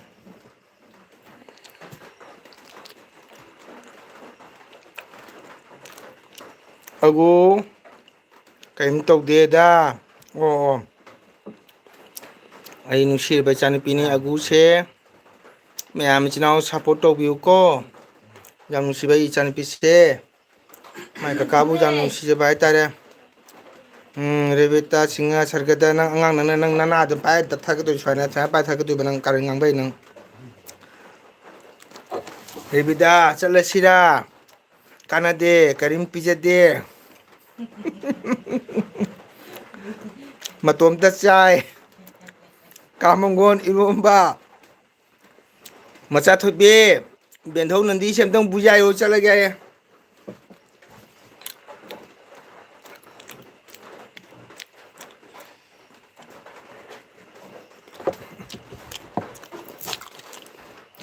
Bendo kèm nhang share ra charam dai da Bendo da hairam dre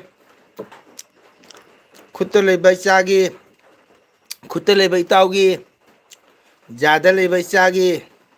kut laukba makie kamangol iromba ka isa ngamde tumage ma kaidore macha ago cái ngâm đập nó cả đã hay là một chế ta gầm tăng ngoài thì cái đâu đấy cái ngâm đập nó agu ông tăng hay là một cả nung si bên em tăng hay là một chế aduga dum khang lo kaya nung si đang cái hay đó vậy mà bên đâu tamanggon kamangol haido geda haido no haido kai ngamdab no haido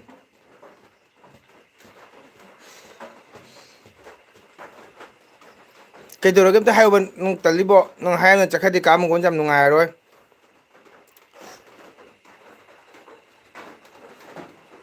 haido jada ba leina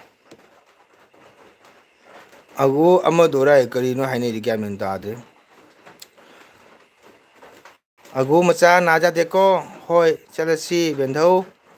sargada isai saklu si sarga gi jagoi sabi opsora si hayu natraga menu kara ngana si mai piba bendhau nang sargada opsora si ge menu ka jagoi phangdoi bai ba sarga jodi ngai nang pai narani adudi hayu hayu kamangon bulu amatadi piu piuda kanara piuduba ichaga kakaga connect leiduba mu kaiduduri bulu piuduna loina connect leiba matani sidi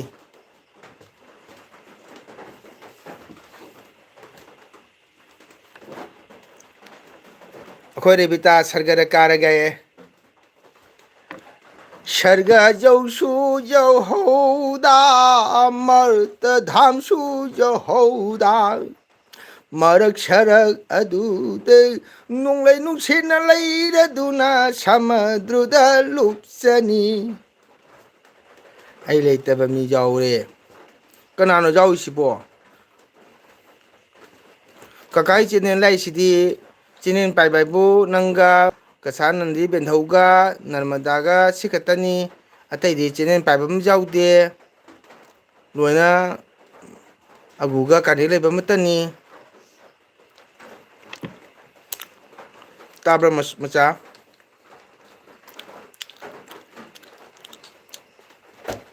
menu kani ID re bitai ma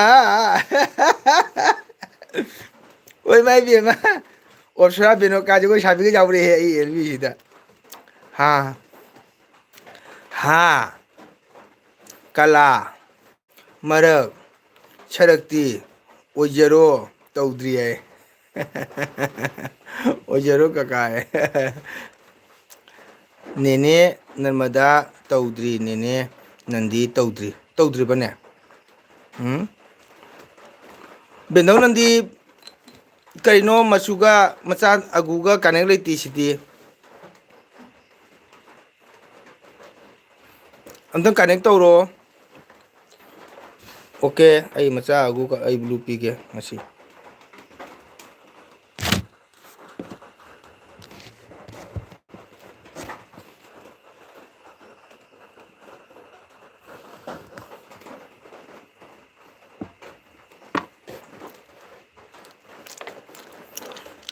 agu pirami agu nang haina benong saure dudi connect lelamgani agu kakana hai tabra masu kanamda pinu haido hoi ado ai cha agu se bendogo chu connect leite didi namada chu leite ma hai se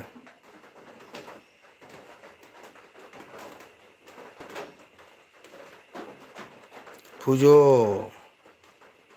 kyol ko nahi bear ha kaka marak sarak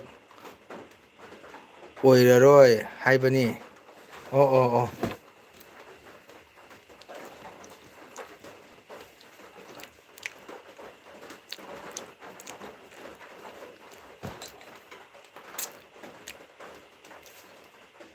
agu chakarba agu nang bendhau kasan nanti ke connect leitrane was on your nose ha kaka tanggol phone thangpang ngamja haidre sorry ai wa haba ma tawna lei sida ba hojik toba jagado yararo ji live thaba ore blue kai de aina toromido ko bendhau nandi ngasi lami ko bendhau nandi ga aiga connect leitabado adugi damakta ne ba ilbi de khamra ka lei ai kaino ma tawri o haid ka tawla kanu ko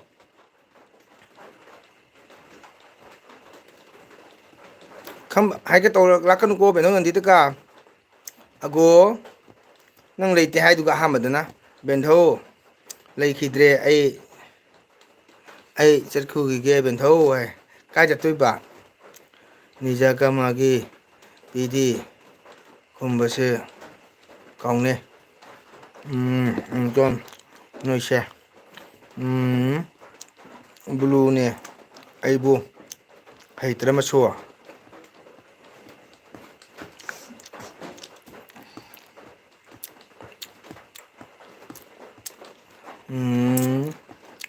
ꯕ꯭ꯂꯨꯅ ꯑꯩꯕꯨ ꯍꯥꯠꯂꯤꯔꯥ ꯃꯁꯨ blue ꯕꯦꯟꯊꯧꯅ ꯍꯩ ꯇꯥꯔꯕ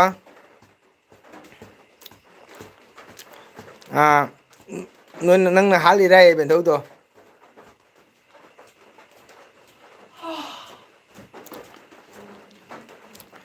ꯂꯩꯌꯦ ꯂꯩꯌꯦ ꯀꯩꯅꯣꯝ ꯇꯧꯔꯤ ꯋꯥꯠ ꯏꯁ ꯏꯟ your nose blue ꯑꯃꯗꯨꯒꯤ call ꯑꯣꯏꯔꯗꯤ ꯀꯩꯕ ꯂꯧꯈꯠꯀꯗꯕ ꯊꯕꯛ ꯀꯜꯂꯁꯨ ꯀꯀꯥꯒꯤ ꯑꯣꯏꯕꯗꯨꯒ ꯂꯧꯈꯠꯇꯕꯅꯤ ꯀꯀꯥ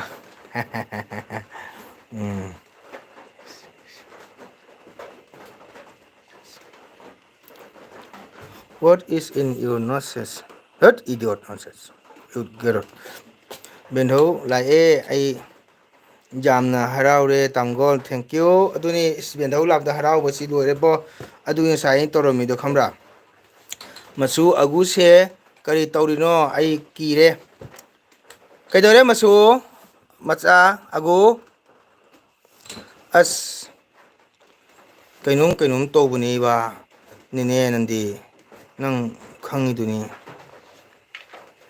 ꯀꯩꯅꯣꯝ ꯇꯧꯏ ꯀꯩ ꯍꯥꯏꯅ ꯒ꯭ꯌꯥꯟ ꯃꯦꯟ ꯇꯥꯗ꯭ꯔꯦꯗ ꯑꯩꯗꯤ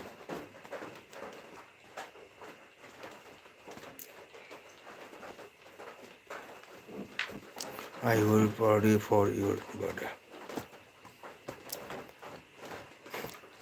ꯕ꯭ꯂꯨ ꯃꯌꯥꯝ ꯕꯥꯏ ꯕꯥꯏ ꯀꯩꯗꯧꯔꯦ ꯔꯦꯕꯤꯇꯥ ꯀꯥꯏꯗ ꯀꯩ ꯕꯥꯏ ꯕꯥꯏꯅꯣ ꯀꯥꯏ ꯆꯠꯇꯣꯏꯅꯣ ꯆꯠꯈꯤꯅꯨ ꯉꯥꯏꯍꯥꯛ ꯂꯩꯀꯣ ꯀꯀꯥ ꯂꯣꯏꯗꯣꯔꯦ ꯀꯃꯥꯏꯅ ꯌꯥꯔꯝꯗꯕꯅꯣ ꯑꯣ ꯉꯁꯥꯏꯅꯦ ꯕꯦꯟꯙꯧ ꯋꯥꯔꯤ ꯁꯨꯅꯔꯒꯅꯦ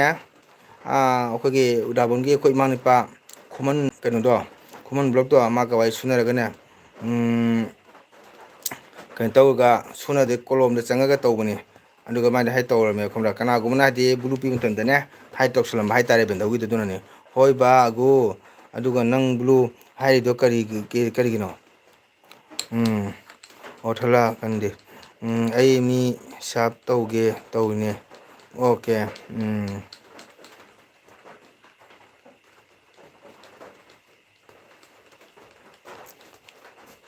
ꯕ꯭ꯂꯨ ꯀꯩ ꯏꯟꯖꯥꯡ ꯆꯥꯒꯦ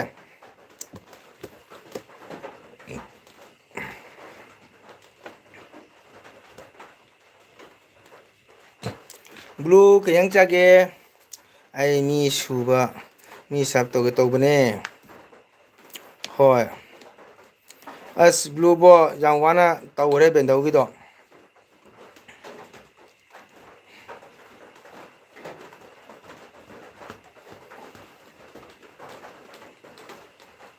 ꯆꯥꯔꯒ ꯄꯦꯟꯖꯩꯗꯨꯒ ꯆꯪꯂꯨꯒꯦ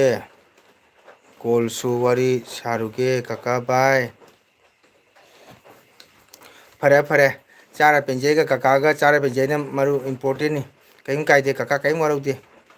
ꯆꯠꯀꯦ ꯍꯥꯏꯌꯨ ꯆꯠꯈꯣ ꯀꯀꯥꯗꯩ ꯃꯤꯅ ꯍꯦꯜꯂꯤ ꯃꯔꯨ ꯑꯣꯏꯕ ꯉꯥ ꯑꯣꯏꯅ ꯁꯨꯝ ꯆꯠꯁꯜꯂꯦ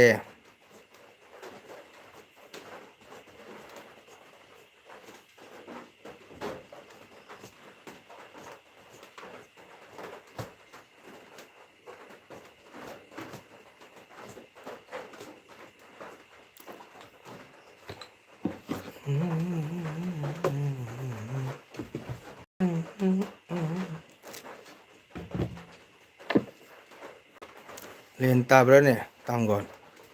ꯃꯈꯣꯟ ꯌꯥꯝꯅ ꯍꯧꯋꯦ ꯃꯈꯣꯟꯁꯦ ꯂꯦꯟ ꯅꯠꯇꯦꯗ ꯉꯁꯥꯏ ꯎ ꯋꯥ ꯃꯊꯛꯇꯒꯤ ꯇꯥꯔꯛꯄ ꯅꯣꯡꯗꯣ ꯑꯗꯨꯅꯤ ꯑꯩꯗꯤ ꯎ ꯋꯥ ꯌꯥꯝꯅ ꯍꯩꯊꯩꯗꯅ ꯑꯗꯨꯒꯤ ꯇꯥꯔꯛꯄ ꯃꯇꯨꯡ ꯇꯣꯞ ꯇꯣꯞ ꯇꯥꯕꯗꯣ ꯀꯜꯂꯦꯕꯅꯦ ꯑꯗꯨꯅꯅꯤ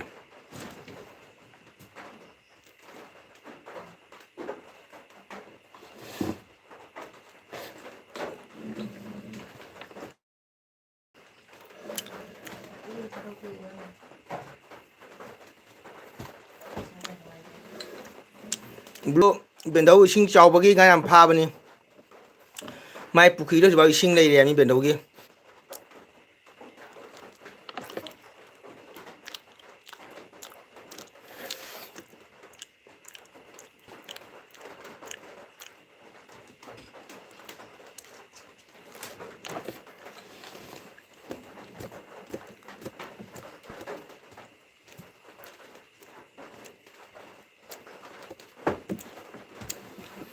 kakaki mi LB thaba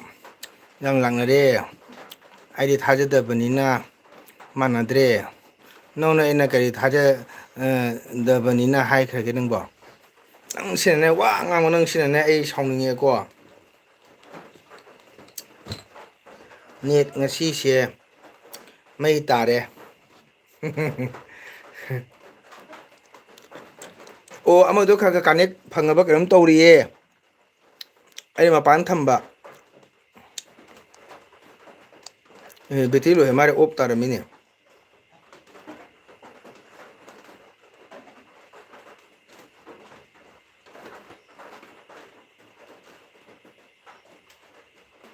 oh betilo rame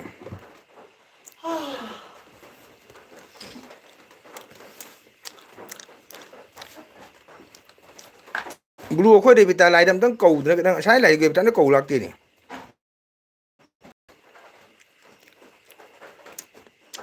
blue khoi bita lai sing sa am da kou de ben thau su kou de ben thau lai sam tang di bhakti kalu ai chen de bita lai je a haw ba cha kan pi thalo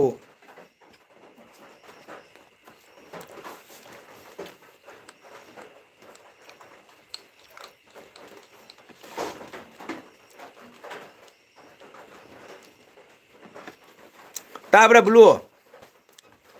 ai ben thau nang ai u phang de ben thau den den khu ju tong khora ma u ai re bita sam tang kou ro na kai ha ge nang bo ai re bita chen sam tang ding si na kou ro bo nang bo kai yang cha ge kai dau lam ta hang o chung ai hang de nang ju bo tabra blue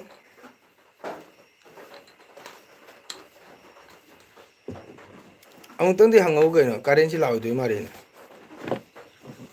chúng nó ăn khang rồi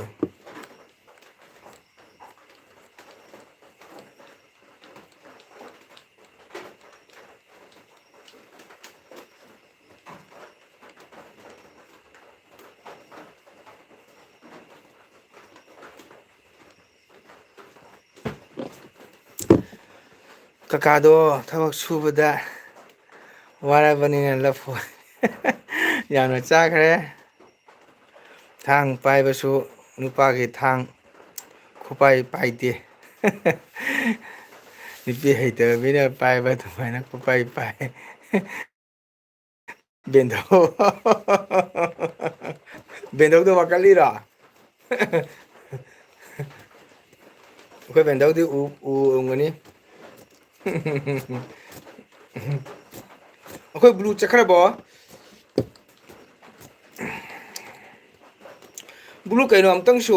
ko ro ben thau do amtang su rebita do kai nyang chai ko ta hango ai be chen pi rebita se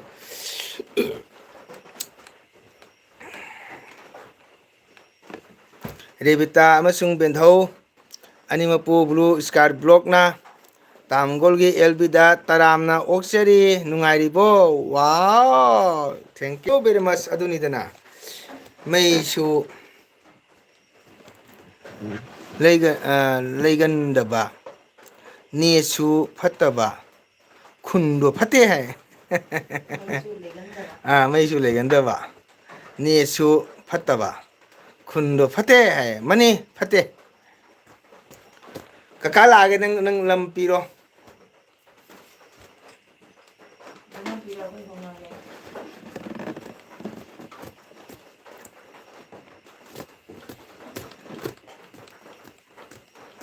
ada rebita blue na irei ba comment do pau na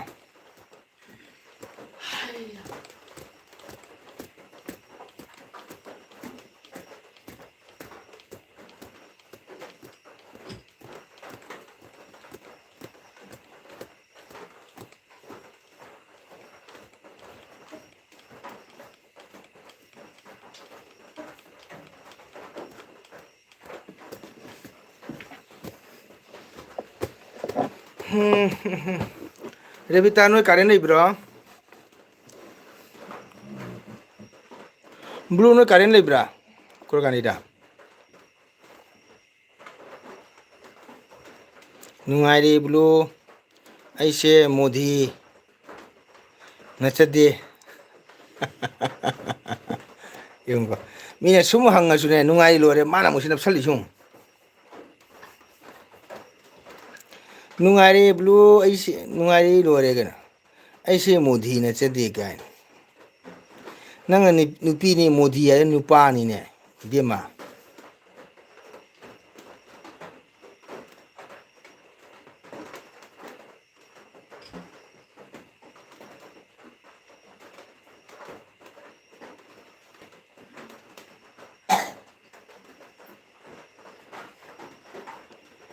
lấy cả cái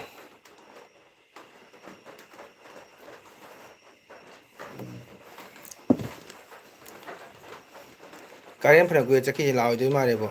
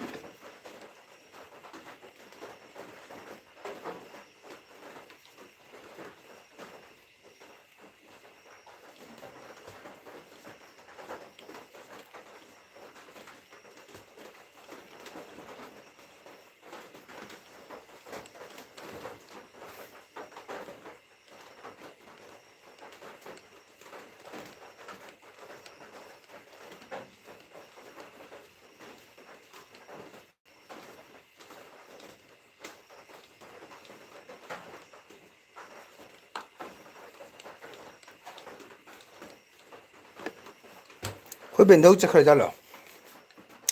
biển đâu tụi mình lấy đấy mình blue na biển đâu chứ khối làm gì biển đâu chứ welcome tàu gì ngày bữa hàng cái biển đâu cái cũng mặc biển đâu chắc khởi mà đấy cho uy ra ra là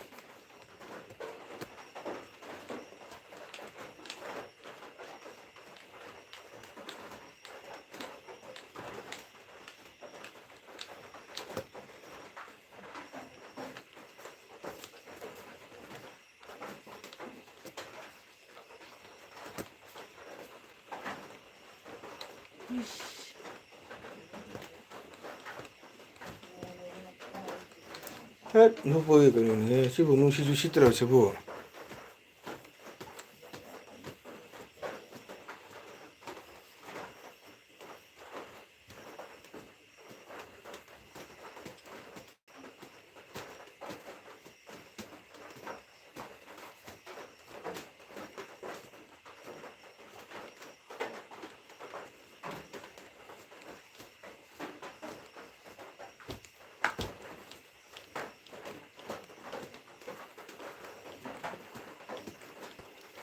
ya tendo karin ni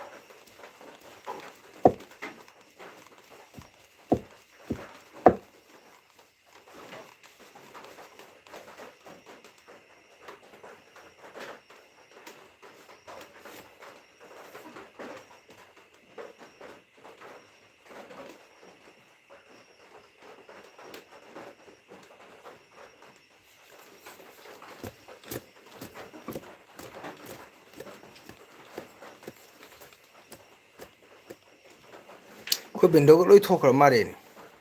ꯊꯣꯛꯑꯒꯦꯁꯨ ꯍꯥꯏꯔꯝꯗꯦ ꯕꯦꯟꯙꯧꯁꯦ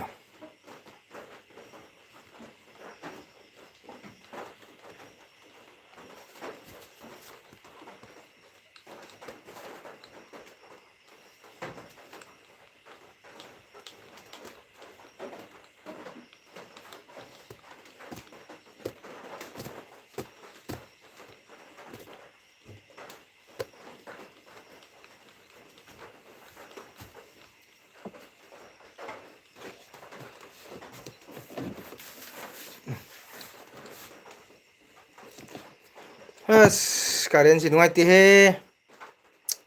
blue ꯆꯠꯈ꯭ꯔꯕꯣ ꯕꯦꯟꯙꯧ ꯆꯠꯈ꯭ꯔꯕꯣ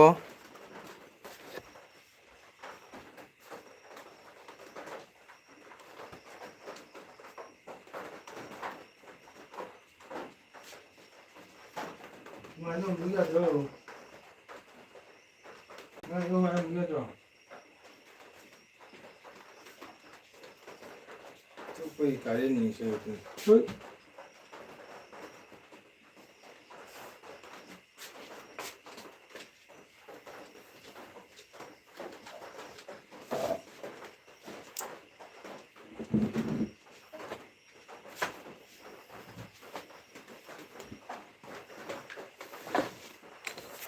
ꯀꯥꯔꯦꯟ ꯆꯠꯈ꯭ꯔꯦ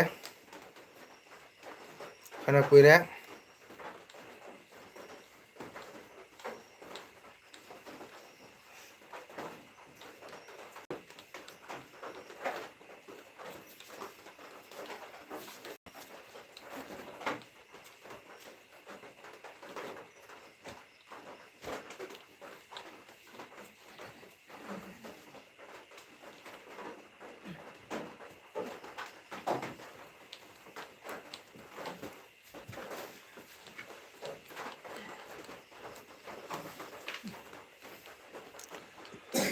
ꯅꯔꯃꯗꯥꯗꯣ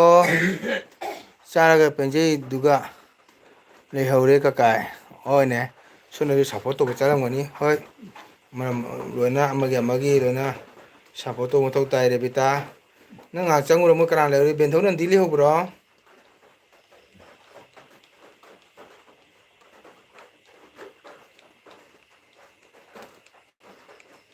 ꯅꯟꯗꯤꯗꯤ ꯂꯩꯍꯧꯕ꯭ꯔꯥ ꯕꯦꯟꯊꯧ ꯅꯟꯗꯤ ꯈꯪꯗꯦꯅꯦ ꯁꯨꯝ ꯂꯩꯔꯝꯃꯤ ꯇꯨꯃꯤꯟ ꯂꯩꯔꯦ ꯇꯨꯝꯈ꯭ꯔꯖꯥꯠꯂꯥ ꯅꯠꯇ꯭ꯔꯒ ꯆꯥꯔ ꯕꯦꯟꯖꯩ ꯏꯇꯥꯒꯤꯗꯪ ꯆꯠꯈ꯭ꯔꯗ ꯃꯥꯏ ꯃꯇꯥꯅꯦꯕ ꯆꯥꯔ ꯄꯦꯟꯖꯩꯗꯣ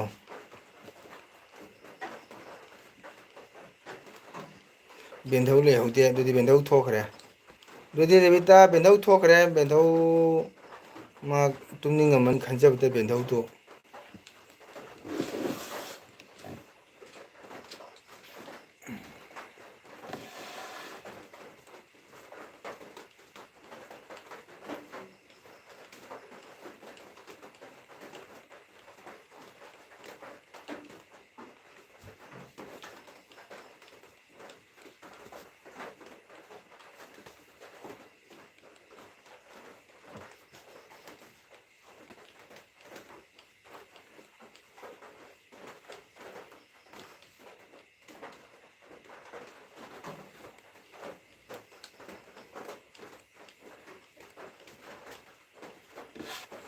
ꯕꯦꯟꯙꯧ ꯊꯣꯛꯑꯝꯃꯅꯤ ꯔꯦꯕꯤꯇꯥ ꯕꯦꯟꯙꯧ ꯊꯦꯡꯉꯃꯤꯅꯅꯦ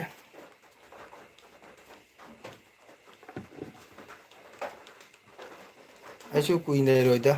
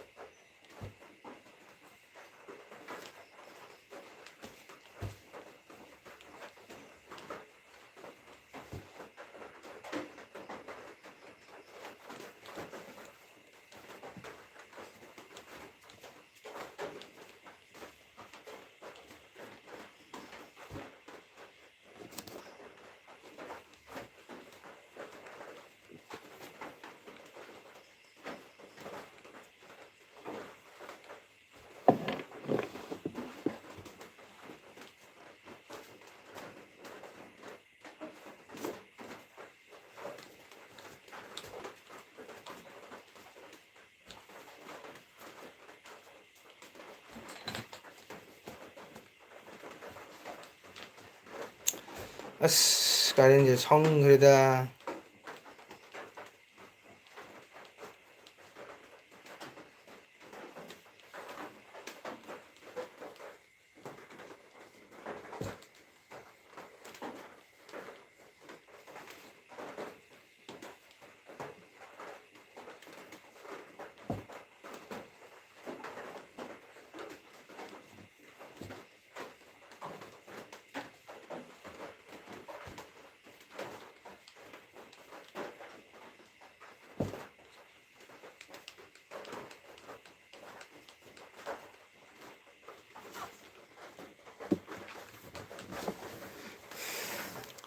ꯑꯣ ꯀꯣꯔꯧ ꯂꯥꯛꯑꯦ. ꯃꯩ ꯂꯥꯛꯇ꯭ꯔꯣ ꯏꯌꯥꯝꯕ? ꯃꯩ ꯂꯩꯇꯦ.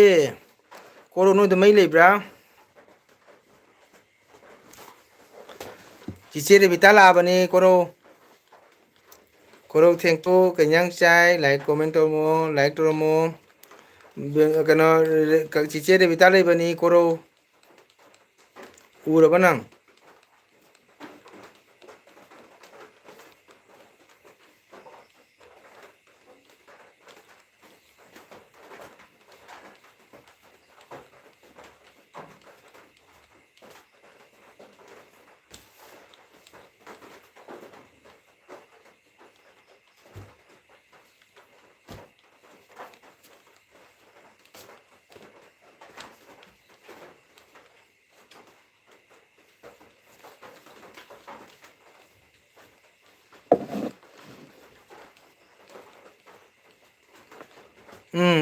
ꯎꯔꯦ. ꯀꯧꯗꯅ ꯑꯃꯨꯛꯇꯪꯒꯤꯗꯣ. ꯎꯔꯣꯗꯪ ꯀꯧꯗꯅ. ꯅꯍꯥꯟꯒꯩ ꯈꯧꯔꯥꯡ ꯈꯧꯔꯥꯡꯅ ꯉꯥꯏꯕꯗꯣ.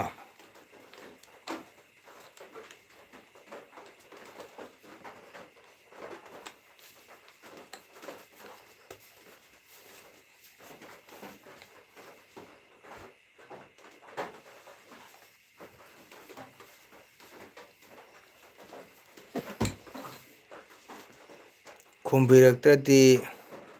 ꯆꯨꯞꯅꯅꯤ.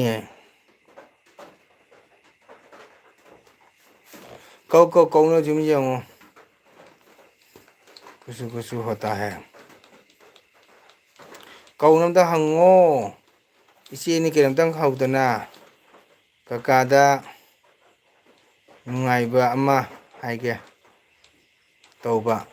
ꯀꯀꯥꯒꯤ ꯃꯪꯗ ꯑꯦꯜꯕꯤ ꯊꯥꯗꯕ. ꯃꯔꯣꯟ ꯊꯣꯛꯇꯕ. ꯑꯗꯨꯃꯥꯏꯅ ꯇꯧꯍꯧꯔꯦ ꯆꯥꯔꯒ ꯄꯦꯟꯖꯩꯗꯣ. ꯍꯥꯏꯗꯤ ꯀꯀꯥꯗ ꯅꯨꯡꯉꯥꯏꯕ ꯑꯃ ꯍꯥꯏꯒꯦ ꯇꯧꯕ. ꯀꯀꯥꯒꯤ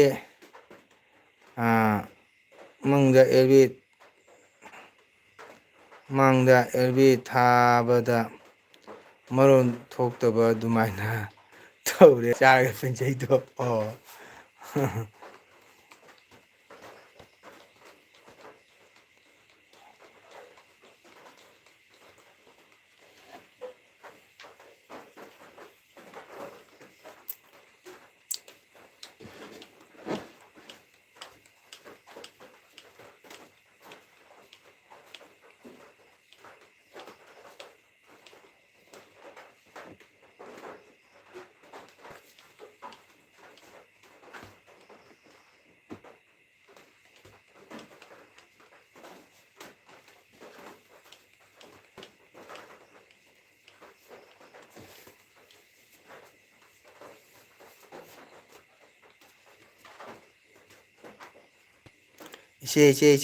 ꯏꯆꯦ ꯍꯥꯏꯅ ꯀꯧꯔꯛꯑꯦ.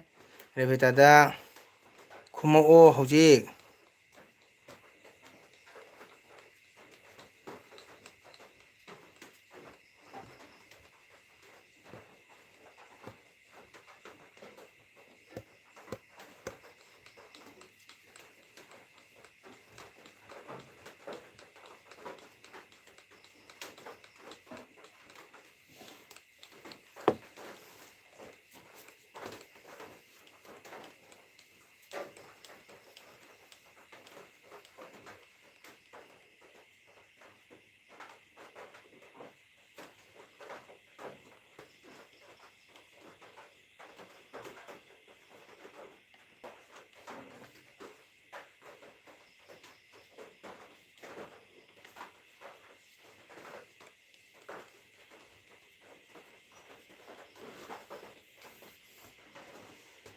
ꯁꯦ ꯎꯔꯕ ꯇꯨꯃꯤꯟꯅ ꯂꯩꯈ꯭ꯔꯦ ꯁꯦ ꯈ꯭ꯋꯥꯏꯅꯤꯡꯕ ꯁꯤꯗ ꯀꯧꯅꯤꯡꯕꯁꯤꯗ ꯍꯥꯏ ꯏꯕꯨꯡꯉꯣ ꯀꯩꯅꯣ ꯀꯧꯔꯤꯁꯦ ꯍꯥꯏꯕꯤꯔꯛꯑꯣ ꯑꯩ ꯀꯣꯜ ꯇꯧꯔꯨꯒꯦ ꯇꯧꯕꯅꯤ ꯍꯣꯏ ꯍꯣꯏ ꯇꯧꯔꯨꯔꯣ ꯍꯥꯏꯈꯣꯔꯣ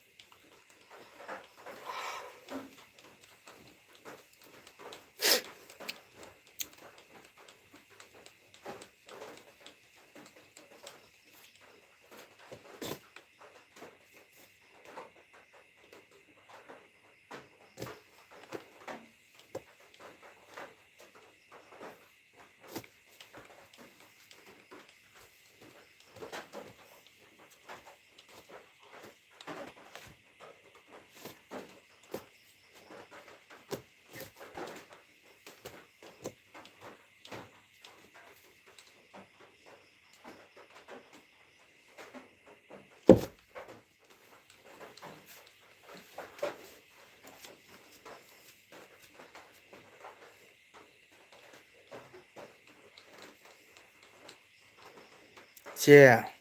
ꯇꯧꯔꯨꯗꯅ ꯀꯅꯥ ꯊꯤꯡꯒꯦ ꯅꯪꯗꯥꯏ ꯇꯧꯔꯨꯗꯅ ꯀꯅꯥ ꯊꯤꯡꯒꯦ ꯅꯪꯉꯣꯟꯗꯥꯏ ꯀꯣꯜ ꯇꯧꯕꯒꯤ ꯃꯇꯝꯒ ꯄꯤꯕꯤꯔꯦꯗ꯭ꯔꯥ ꯑꯩꯕꯨ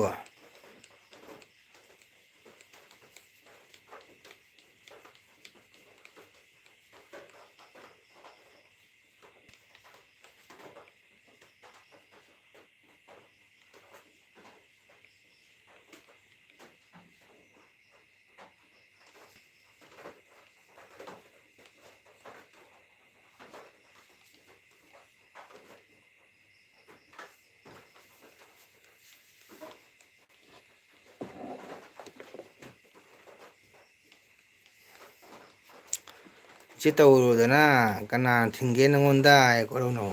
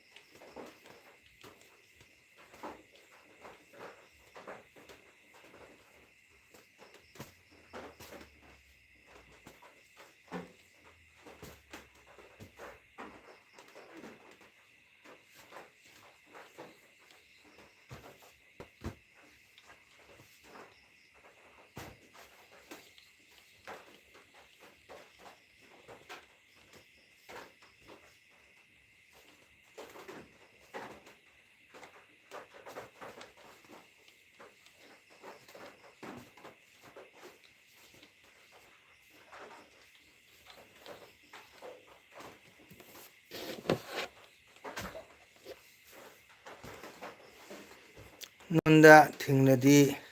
ꯊꯤꯡꯅꯗꯤ ꯍꯥꯏꯗꯦꯗꯅ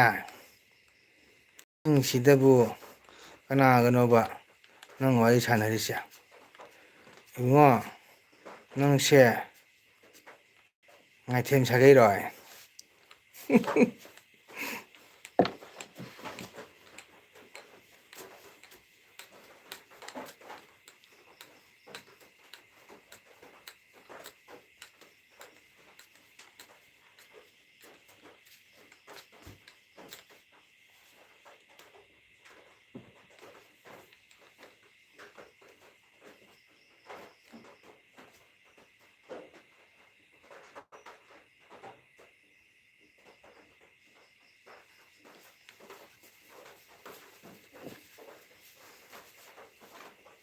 ꯍꯥꯏꯗꯣꯛꯄ ꯌꯥꯏ ꯑꯗꯨ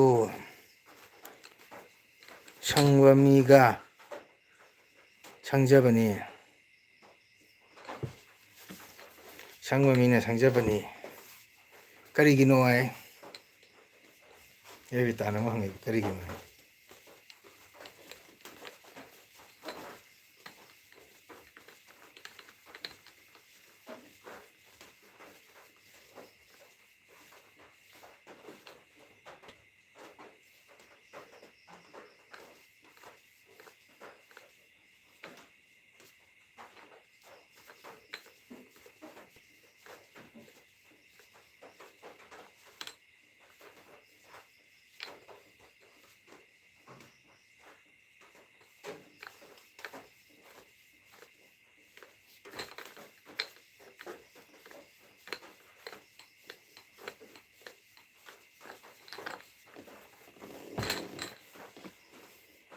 ꯃꯤꯉꯣꯟꯗ ꯁꯥꯒꯩ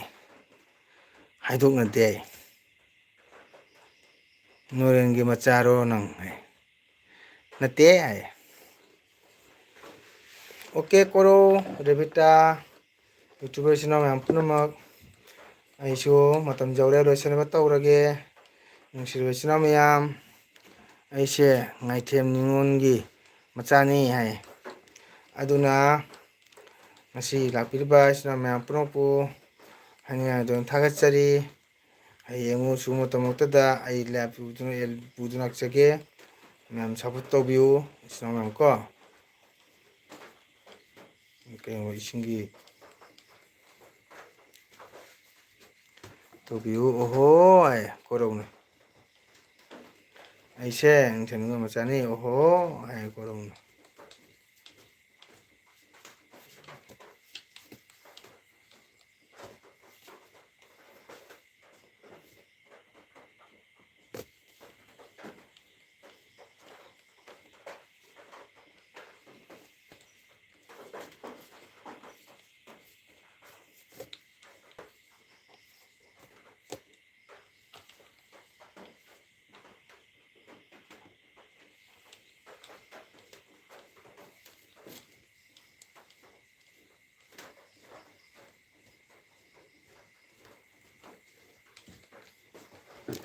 ꯑꯣꯀꯦ ꯀꯣꯔꯧ ꯍꯌꯦꯡ ꯑꯃꯨꯛ ꯎꯅꯔꯁꯤ ꯆꯠꯂꯦ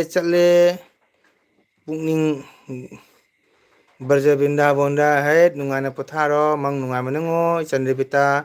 ꯀꯣ ꯀꯀꯥꯅ ꯏꯆꯟꯕꯨ ꯊꯥꯒꯠꯆꯔꯤ ꯍꯌꯦꯡ ꯑꯃꯨꯛ ꯅꯥꯏꯌꯦꯛꯇꯅ ꯏꯆꯤꯟ ꯏꯅꯥꯎ ꯎꯅꯁꯤ ꯀꯣꯔꯧ ꯒꯨꯗ ꯅꯥꯏꯠ ꯑꯣꯏꯔꯁꯤ ꯒꯨꯗ ꯅꯥꯏꯠ ꯏꯆꯤꯟ ꯏꯅꯥꯎ ꯃꯌꯥꯝ ꯕꯥꯏ ꯕꯥꯏ ꯏꯆꯤꯟ ꯏꯅꯥꯎ ꯃꯌꯥꯝ ꯄꯨꯂꯞꯄꯨ ꯃꯪꯒꯣꯜ ꯅꯠꯇꯅ ꯍꯥꯏꯅꯤꯡꯉꯥꯏꯅ ꯊꯥꯒꯠꯆꯔꯤ ꯒꯨꯗ ꯅꯥꯏꯠ ꯀꯀꯥ good night Rebita good night ꯀꯣꯔꯧ ꯒꯨꯗ ꯅꯥꯏꯠ ꯍꯌꯦꯡ ꯑꯃꯨꯛ ꯎꯅꯁꯤ ꯏꯆꯤꯟ ꯏꯅꯥꯎ ꯀꯣ ꯀꯥꯔꯦꯟꯁꯨ ꯂꯩꯇꯦ ꯌꯥꯝꯅ ꯑꯣꯂꯥꯡꯉꯦ ꯀꯣ ꯏꯆꯤꯟ ꯏꯅꯥꯎ ꯃꯌꯥꯝ ꯄꯨꯝꯅꯃꯛꯄꯨ ꯃꯪꯒꯣꯜ ꯅꯠꯇꯅ ꯊꯥꯒꯠꯆꯔꯤ ꯍꯌꯦꯡ ꯑꯃꯨꯛ ꯎꯅꯁꯤꯀꯣ ꯒꯨꯗ ꯅꯥꯏꯠ